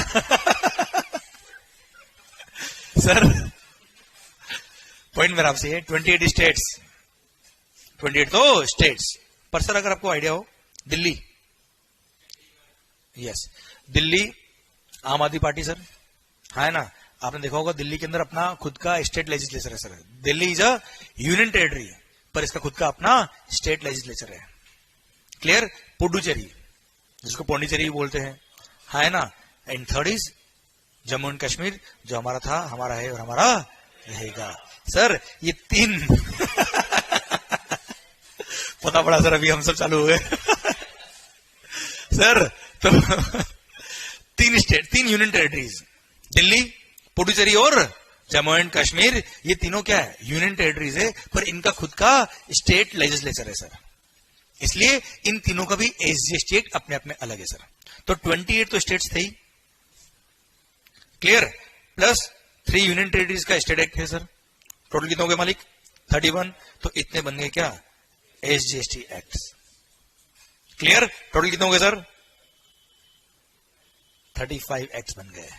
क्लियर? तो सर जीएसटी को इंट्रोड्यूस करने के लिए 35 एक्ट पास करने पड़े। पर आप चिंता ना करें सर, आपने अगर सीजीएसटी एक्ट पढ़ लिया मतलब समझ लो आप 31 एसजीएसटी एक्ट भी आपको आते हैं। क्लियर? आईजीएसटी हमको पढ़ना पड़ेगा। क्लियर? यूटीजीएसटी एक्ट पढ़ने की जरूरत नहीं है आपको, एंड जीएसटी कंपनसेशन सेस ये पढ़ने की जरूरत आपको नहीं है। वैसे आपके सिलेबस के अंदर ये 2 एक्ट ही आते हैं। ओके और हाँ, as far as this act is concerned, ये सिलेबस में नहीं आता, पर जस्ट बता देता हूं आपको कि सर गवर्नमेंट ने क्या किया, 2015-16 फाइनेंशियल ईयर जो था उसकी हर स्टेट की वेट रेवेन्यू कैलकुलेट करी कि हर स्टेट वाइज वेट रेवेन्यू कितना था, उसको बेस ईयर रख दिया सर, उसको बेस ईयर रख दिया और बोल दिया कि अगले 5 साल तक, नेक्स्ट 5 इयर्स तक हम आपका जो वेट का रेवेन्यू था 16-17 में, उससे कंपेयर करेंगे आपकी एसजीएसटी की रेवेन्यू कितनी थी। अगर आपको लॉस हो रहा होगा तो हम वहां से उस फंड में जो टोबैको वाले लोग जाता है सर, वहां से जो फंड आएगा वो हम क्या करेंगे, आपको उतना अमाउंट कंपनसेट करेंगे सर। क्लियर? समझा मेरी बात बच्चों? क्लियर? 5 साल तक। तो स्टेट गवर्नमेंट बोला कि सर 2016-17 की रेवेन्यू को अगर आप कंपेयर करोगे नेक्स्ट 5 इयर्स तक, महंगाई आपकी बढ़ती है, हमारी नहीं बढ़ती है क्या? आपकी रेवेन्यू बढ़ती है, हमारी नहीं बढ़ेगी क्या सर? तो एक इंक्रीमेंटल फैक्टर तो होना चाहिए ना सर यार। तो एक 14% का इंक्रीमेंटल फैक्टर का सर, कितने परसेंट का? तो ईच ईयर 14% ऐड करेंगे। क्लियर? वो रेवेन्यू को कंपेयर करेंगे किससे? एसडीसी की रेवेन्यू से। फिर नेक्स्ट ईयर अगेन सर उससे 14% ऐड करेंगे एंड अगेन कंपेयर करेंगे एसडीसी से। डिफरेंस अगर होगा, लॉस अगर, अच्छा प्रॉफिट होगा कुछ नहीं करेंगे, लॉस होगा तो वहां से कंपनसेट कर देंगे। क्लियर? ये लगभग पूरा एक्ट आपको पढ़ा दिया मैंने, इतना ही एक्ट है बस ये। समझे मेरी बात? फिर इसमें लिख दिया कि बाकी सारे सेक्शंस, बाकी सारे प्रोविजंस जो इस सीजीएसटी एक्ट में लिखे वो सब सेम है सर। इसमें यूटीजीएसटी एक्ट पूरा सेम है, केवल इसमें लेवी का सेक्शन दे रखा है, बोला यूनियन टेरिटरी के अंदर जो भी आप सेल परचेज करोगे उस पर यूटीजीएसटी एक्ट लगेगा विद इन द स्टेट और with in the union territory, और गवर्न करता है कौन? Central government. बाकी सारे सेक्शन सेम है जो सीजीएसटी एक्ट में लिखे सर। क्लियर? समझे मेरी बात? और एसजीएसटी एक्ट तो एब्सोल्युटली कॉपी पेस्ट है, बस फर्क क्या है, जहां पे भी गवर्नमेंट वर्ड यूज हुआ है, सीजीएसटी एक्ट में गवर्नमेंट का मीनिंग क्या है? सेंट्रल गवर्नमेंट, और एसजीएसटी में क्या है सर? State government. और 2-3 सेक्शन चेंज थे, वो ट्रांजिशन प्रोविजन के टाइम पे, जब जीएसटी नया नया इंट्रोड्यूस हो रहा था तब पुरानी क्रेडिट का नए क्रेडिट में क्या करना है, उस तरह के प्रोविजन में कुछ चेंज था। वो अब काम के सेक्शन नहीं रहे, वो वन टाइम एक्सरसाइज थी केवल सर 2017 में बस। क्लियर? मतलब अगर आपने सीजीएसटी ढंग से पढ़ लिया तो लगभग सारे एक्ट आपको आ जाएंगे। इसलिए आपके सिलेबस में सीजीएसटी एक्ट है प्लस आईजीएसटी एक्ट है सर। क्लियर? और आपने अगर ये पढ़ लिया तो 1 नेशन 1 टैक्स पूरा कवर हो जाएगा सर आपका। क्लियर? पक्का 100%? तो शुरू करेंगे सर जीएसटी। ओके तो सर एक छोटा सा ब्रेक ले लेते हैं, उसके बाद शुरू करते हैं हम।